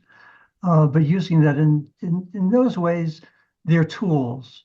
They're just extraordinarily wonderful tools to use, and not to be overwhelmed by the simulated intelligence, not artificial intelligence that they're supposed to have. But thank you so much for all your perspective today and your your very good insights and describing how best to use them on your own. Thank you. Bernard, you wanted to say something, and then Mike, I think. Yeah, a very brief comment for Peter, then one for Kevin. Peter, thank you for that, because it's highlighted another way of looking at or the way Pask would talk about these things would be in terms of the psychosocial, because we're embedded in whatever it is material that we think we are. Everything is from a perspective of observer, and for many years I've been talking about the global conversation, and there are sparks of genius and innovation and wonderful stuff going on, but at the same time there is vast amounts of noise, and this was highlighted also by the German sociologist who had a theory of social systems, nice paper on ecological communication. There's too much noise in the academic marketplace, but also elsewhere. But somewhere in all that, there are these highlights of beauty and potential and hope. And it's the young people coming into the conversation. It's basically it's the culture. We're trying to make one, as it were, metaculture in the world, so people really do understand what it means to understand. And that's quoting Heinz von Förster's wonderful book about understanding. So thank you for that prompt, and the conversation will continue.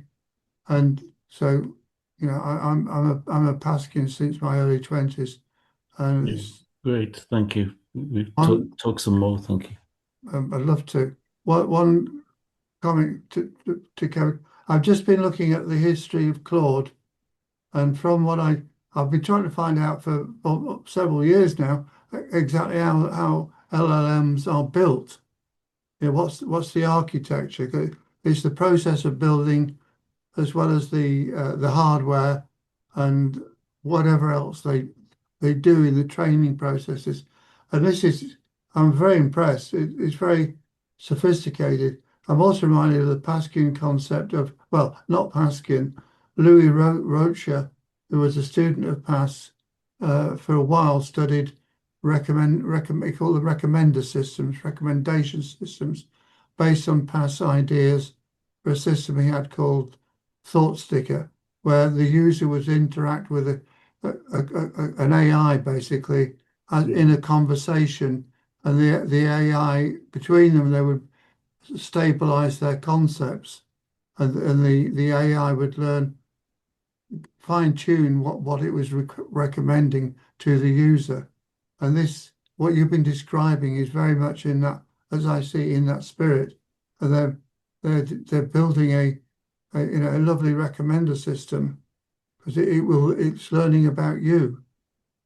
Obviously, in a metaphorical sense, it's learning, but it is a surrogate as a conversational participant. Rather wonderful. And now I've got to ask Claude what it understands by intriguing. So, yeah, really, this is it's an eye opener. Interesting. It's provoking. In past terms, it's provocative. In conversation, we don't exchange meanings. We provoke each other to construct a meaning. Yeah. Then by dialogue, we try to check whether or not we actually understand each other. But I'd encourage everyone, one of the next times you try one of the LLMs, to treat it like it's an equivalent to you in the conversation, and ask its opinion and follow its lead. Don't treat it like it's a search engine. Say, I'm working on this today. What do you find intriguing about that? What would you like to know from me, Claude? Yeah, or Chat GPT, Yeah, in the Paskian Rocher circle, it'd be a hermeneutic circle. You get into a dialogue. Mm-hmm. Everything starts to focus or cohere, I should say. Yeah, and now that they're, I think most of the GPTs can remember across conversations with retrieval augmented generative abilities, the RAG abilities. And so if you give more agency to the LLM and say, I want to follow your lead, Claude, in this conversation, it starts data mining or knowledge mining you. It starts doing knowledge acquisition on you and what you want to accomplish and what your goals are. For example, I have standing instructions in projects that I do in Claude and ChatGPT that say, whenever you see the opportunity to ask me a question as to whether I want to advance our methodology or the mathematics of interpretive structural modeling because of something we came up in our conversation, please interject. So it's learning about me, and it also knows that I'm trying to work on certain software algorithms, and I've gotten taken into conversations of higher mathematics that I don't have a background in, like category theory and group theory, and how I might re-implement interpretive structural modeling using complex numbers so I can more directly model causal loop diagrams. And it's been the more I release my own sense of control, the more I'm learning. It's interesting. Wow, that is a recommender system. I mean, absolutely, that's a beautiful example. Mm. I'm excited by that because you're in there. You're in the conversations as a human with this surrogate conversational partner, and it's really working. I'm going to have to have a play. And it's as it is in the. You remember the classic 2x2 diagram that Pask has, where there's conversations at the lower two, between the left and right of the lower quadrant, two quadrants, but in the top is the mirror neurons working. What do I think of the other person thinks of me and thinks of things I've said? It's building a model at that level now of me. All of these tools are building models of me. These are the meta perspectives that I referred to earlier. Right. We're doing that all the time. And let's try and keep the idea simple. The only thing that limits us is that we are limited. We are biologically limited by the energy we can produce at any one time. So in terms of meta, becomes a certain point. If I reflect on me, reflecting on me, reflecting on me, reflecting on me, so I can only do so much because of my biological limitation.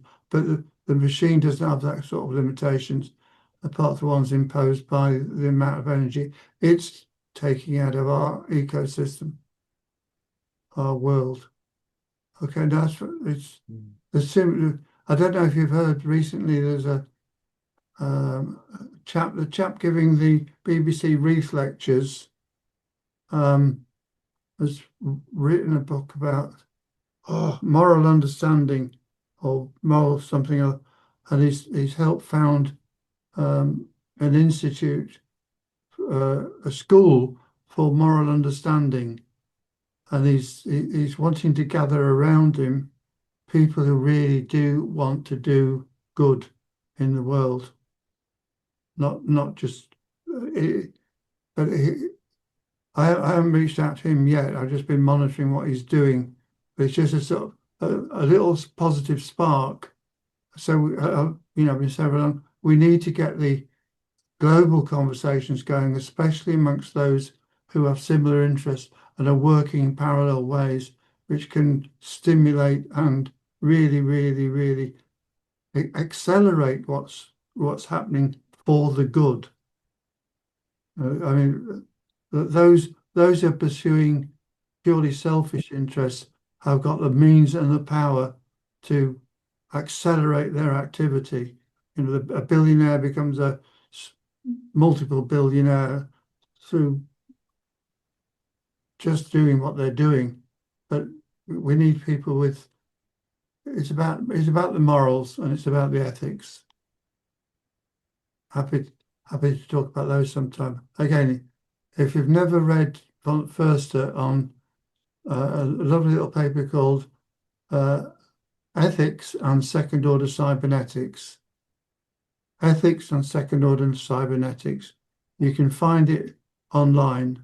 I'll stick it in the Method Center, but it's available online, and it's in his book, Understanding Understanding. And it's a must read for anybody who's become acquainted with cybernetics or is concerned about the future of the world. Second order cybernetics, second order. And another paper which is available online somewhere if you can find it is Ragnar Rocker, the final paper written by Warren McCullough. And Ragnar Rocker is a Icelandic word for the end of the world. And that's his final plea or his final warning that human beings are in the process of destroying their world. It's depressing, but at the same time, it's so inspiring because it's such a brilliant summary of what he's done in his life to work for the early cyberneticians were so great in that thinking. Stafford Beer, Warren McCullough, wonderful people.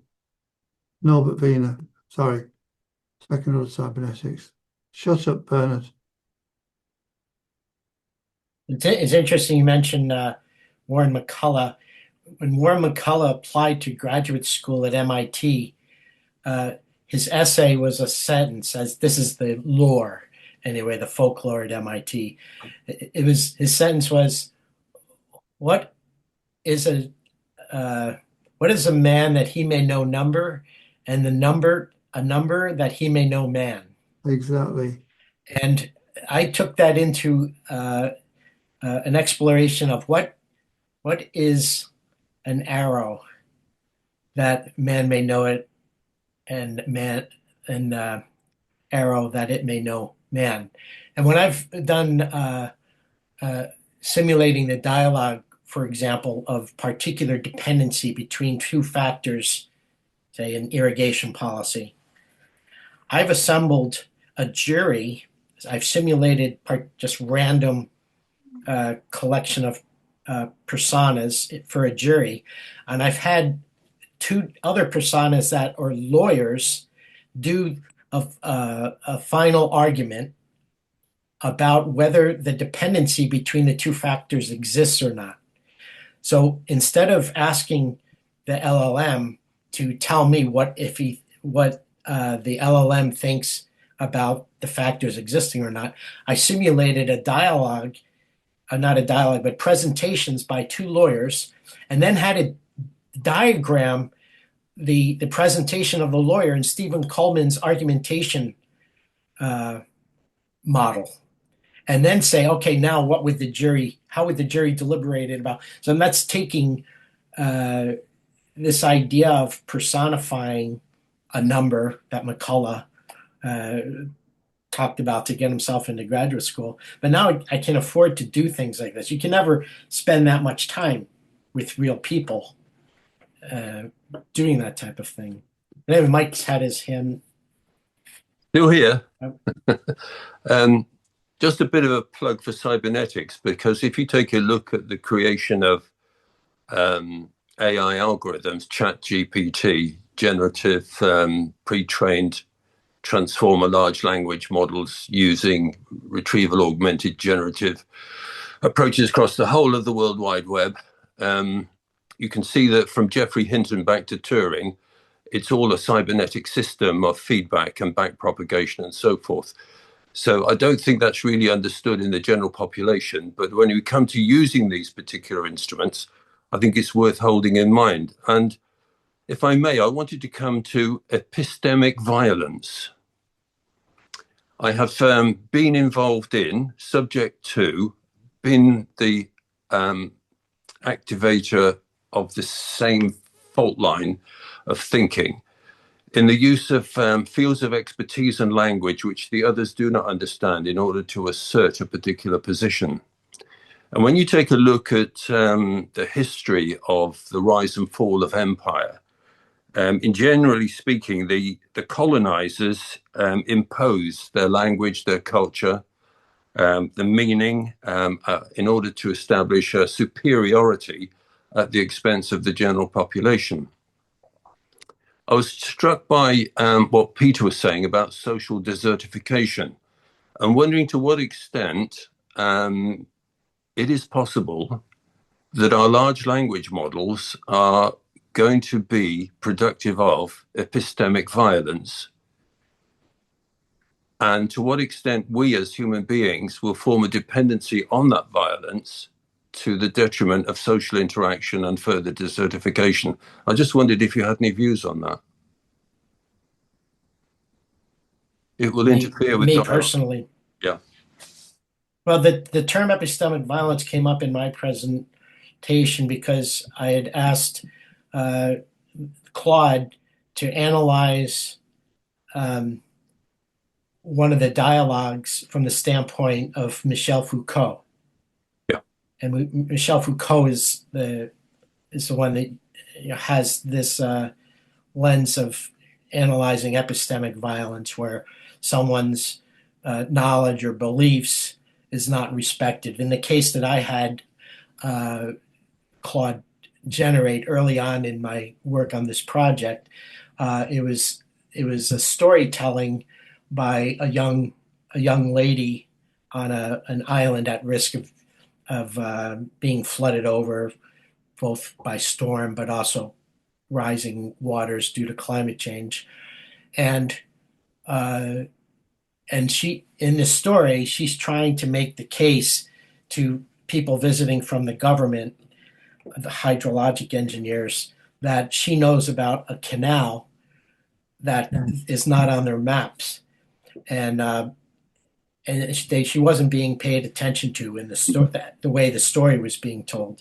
And when I asked Claude to analyze this, I was just interested in whether it could analyze things from different theorists' perspectives. I wasn't looking to surface that ethical question. I'm interested in Michel Foucault. I'm interested in Hans-Georg Gadamer and Nicholas Luhmann and all these giant authors. And because I'm not formally trained in philosophy, I've always had to understand the writings of these theorists about such things as epistemic violence through secondary literature. I mean, they're almost impossible to read the direct work and really know how to apply it. But yes, I think is also a question of ethics about using these tools the way I'm using, going into any social situation of dialogue, because I'm brought in and my teams are brought in as experts in designing dialogue, and we try to involve people, the prospective participants of the dialogue in the design of the dialogue. But now I have way much more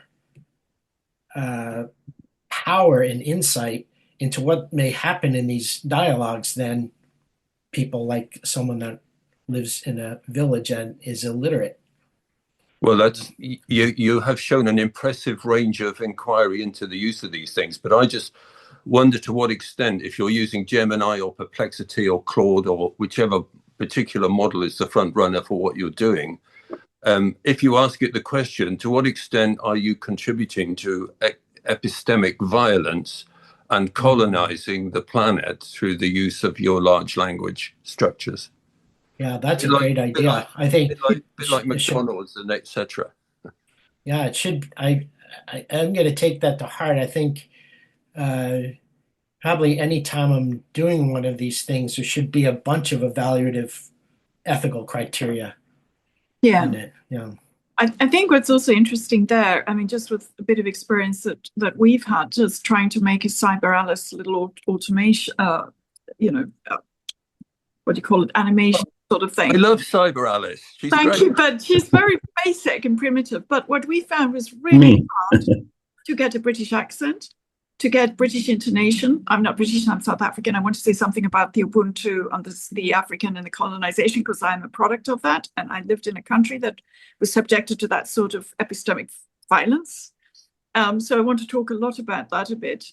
But I think that I've already sensed it. And then just, for example, the way the notebook LM uses the male-female voice sometimes. The observations were made when we sort of test running a couple of iterations, the male talking down to the female. You know, the male takes the authoritative role, the female takes the, oh, I'm a silly me, tell me how the world works. And so there are these sort of strange things that seem to be encultured into these,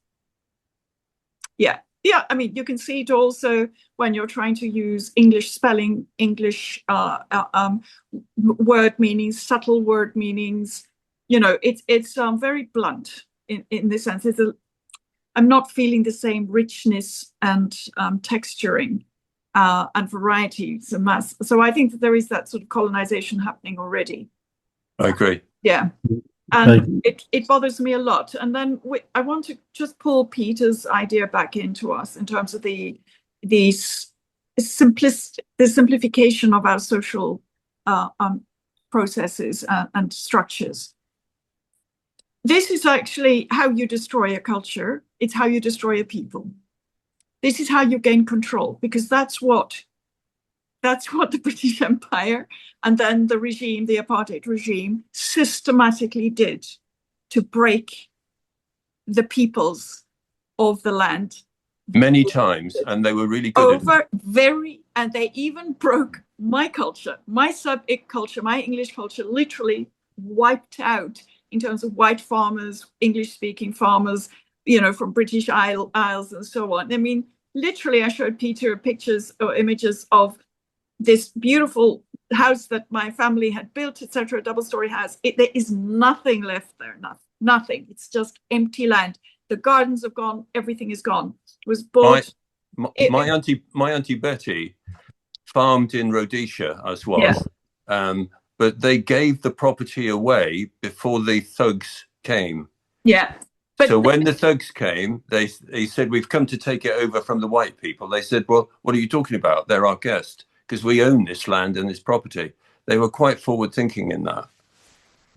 Yeah, so the interesting part of that, just to sort of finish the layering of the story, is that when my great-grandfather was discharged from the British army in the Anglo-Boer Wars and so on, he eventually, I think it was the Anglo-Boers, I can't keep up, there were so goddamn many wars, but he married one of the enemy who'd been in the concentration camp, an Afrikaner woman. So what happened was that they had very happy relations with people who'd originally lived on those lands that the Lesotho king had given them, right? So, I mean, I spoke 3 languages growing up. My first language was an African language. But then what happened is the regime came in literally with the army and bulldozers and literally overnight dragged people in the back of lorries and vans with machine guns and things into these camps, basically. I mean, it's the same technique over and over and over again that they use. And when you Ubuntu, which is just the way that you actually create these are Paskian conversational processes. Yes. That are developed, and that they're hierarchy themselves, if you like. I mean, in the sense of layers of recursion that you go through. They go on for days and days and days with people coming in, coming out, coming in, coming out, listening to each other. You know, and so I think these are sorts of structuring that we're going to need again. And we have to start putting back into our communities these ways of people gathering and sitting with a problem over and over and over again. You might be interested then in the little learning lab I've set up called the Bereavement Cafe. Since my wife passed away a couple of years ago, I decided that under the pressure from my girls, I couldn't bear somebody's very impoverished form of trying to support me through my psychological distress and collapse. So I thought, well, if other people are looking for a different kind of conversation, maybe a bereavement cafe is the thing to set up. It's actually being very successful, but it takes an awful lot of time. Yes, it does. That's what I was trying to say. Yeah. Yeah, and that's, you know, we've been going now for some period of time, and we're only now just arriving at the trust base of being able to make disclosures which we wouldn't otherwise have made, for, you know, because of fear of judgment, public acceptability, and all the other sort of cliches that come back at you when people understand your situation. Yeah. But I think it's worthwhile, and that's the problem.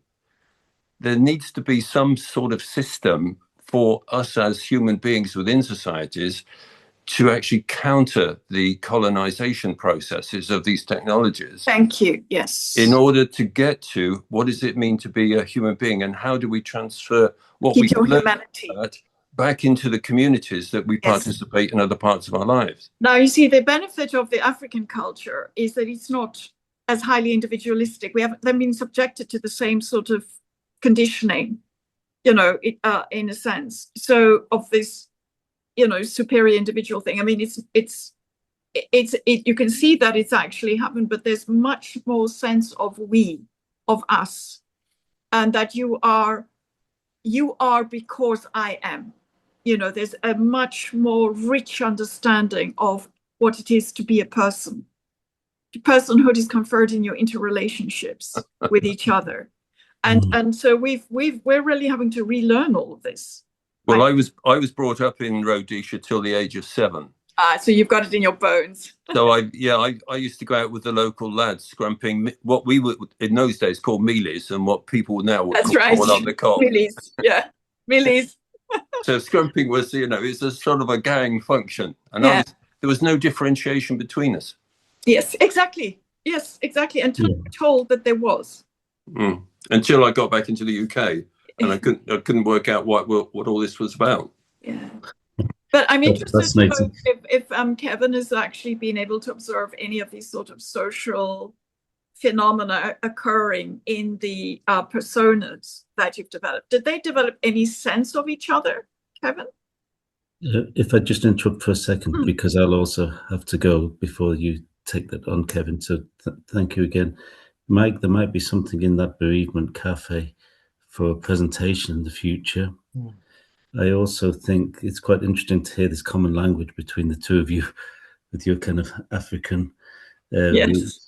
You know, to my final point before I go is that this this epistemic violence is what Ian McGilchrist is warning about. He's basically saying it's AI is a tool of, in a sense, implanting one form of intelligence across the globe at great speed, and destroying another part of the kind of human, in fact, the greater part of the human intelligence. So Ian McGilchrist, who I think we'll have as a presenter probably sometime in the middle of next year, had some preliminary conversations with him. So, but also there's something quite hopeful here, isn't there? Because given the same tools, and Kevin or Bernard, Meg, Richard was speaking earlier, Mike, we seem to turn the tools around into at least seeding a process of discovery of communal variety. You know, so it doesn't necessarily seem to be in the nature of the tool itself, but rather the model that the user brings to it. Yes. And that's not to say that there isn't great danger, but there's also maybe in cybernetics we're finding ways of seeing a more hopeful use of the tool. Well, I think it comes down to the cybernetic skill of being a steersman. But well, Mike, oh yeah. I did. That's what I meant to say. Anyway, I will depart just because I'm due to take somebody to dinner. So, Kevin, thank you. I really enjoyed, and now I know somebody's actually explored the incredible variety of possibility from perspective engineering prompting. I'm really sort of happy. You've made me a happy man tonight. So thank you so much for that. Never mind Sure. enriching the cognitive structures. You've made me an emotionally more cheerful about at least somebody else is doing it as well. Great. I'm going to learn about that phrase, perspective engineering. I hadn't heard it before. There's a range of different types of prompts, chains of verification. There's about 15, 16. If you Google up or Gemini up, different types of prompts, you'll find something in there. It's massive. I'm experimenting at the moment with the NVIDIA DGX Spark thing, trying to design my own algorithms. And I've just, I realized the poverty of my own intellectual ability. Shall we put it that way? That happens all the time, every day with me. Tools are humbling. Stafford Beer, Cybernetics is about being holistic. It's all our concern. It's all our responsibility. Second point, the key thing in building your dialogues is to give time for what Pask and I call teachback, that you, having presented your idea to someone, you invite them to teach back to you what they think you think. Bernard, I've used that in the selection of suppliers to major capital projects worth billions, where I've said, have you understood me? And the guys have said yes. And I said, now tell me what you've understood. Exactly. So when they tell that at that particular point, I know if we've got any sort of common meaning or common belief or common agenda or common ground or something else that we can actually bridge each other's expertise with in order to create a more collaborative approach. And that teachback is absolutely stunningly powerful in negotiations over price, risk, etc. It's unbelievable. But it's beautiful, but it always takes time. Yes, I had 2 friends round last night, and we were all three like wanting to talk about this and that, and there was no time to unpack what people were saying. There was discussion about buying a house. There was discussion about music theory. I mean, there was so much happening. It just wouldn't slow down enough. And at the end of the evening, I got an email from one of the parties and said, "Well, we didn't have to put up with the lecture for long." It's referring to me because I go into lecture mode, and then someone interrupts, and I can't end, and I can't say, "Did you?" A good quality conversation is hard to find, but all I know is that everybody I meet is a potential teacher for me, and that's the way I work. Okay, Confucius, the scholar, gentleman, person, is always ready to teach, always ready to learn. But that requires different types of listening. You've got to listen to the other. Yeah. So, bless you. I'm sorry, I will have to go because I've got to prepare my own meals and everything. And it's just, in the old days, I could have a meal served up to me in about 10 minutes time. You're a lucky man. Well, I have been for a very long time, Margaret. I own up to it. I have been an extremely fortunate and lucky man. And now I'm discovering just how lucky. So, yes, exactly. Yeah. Bless you. Anyway, you Lovely. take care, everybody. And thank you so much, Kevin. And Margaret, if this was your introduction, bless you as well. Oh, he did all the hard work. He's amazing, isn't he? Thank you, Kevin, so much. Does everybody want to finish up? Anybody want to ask questions? Any other? I just need to go. So bless you. Okay, bye, Mike. Bye. Look forward to further conversation. Wonderful. Simon. All right. Thanks, Kevin. That was absolutely wonderful. Thank you for everything. Does anybody want any last questions, thoughts? So it was just great. Thank you. Yeah, remember this whole project's on Notebook LM with the link that Peter's providing, and there's one more document coming tomorrow. So I look forward to corresponding with everyone about it. Kevin, one last quick question. Where are you based? I'm in the Boston area, but most of my projects the last decade are in Europe and Eastern Europe, and I work out of Cyprus. So I've been looking online to find the best website to find out what you're up to. Oh, LinkedIn, my LinkedIn profile. Yeah, I found Kevin Michael Christopher Dietz, about 35 pages long. So I try to keep track of all the projects that I can talk about anyway. On LinkedIn. Thank you. Sure. Thank you. So, Kevin, there have been some wonderful thank yous littering the comment section, just saying thank you so much. So stimulating, interesting. Your exploration of a variety of ways to use LLMs to help conversation is fascinating. Really just everybody just really got a lot out of this evening. So thank you so much. Sure. It was just really lovely. Right. Yeah. I think some of the interesting surface today, close to my heart. I've done projects on decolonizing the curriculum, gender equality planning in Eastern Europe, and applying those principles to the work itself and ethics to this work. I haven't done enough of that at all, but it's something to look at in round two, the near definitely. Future. We'll see you in a year and a bit then. Yeah. Okay. Bye bye. Bye bye. Thanks, everybody.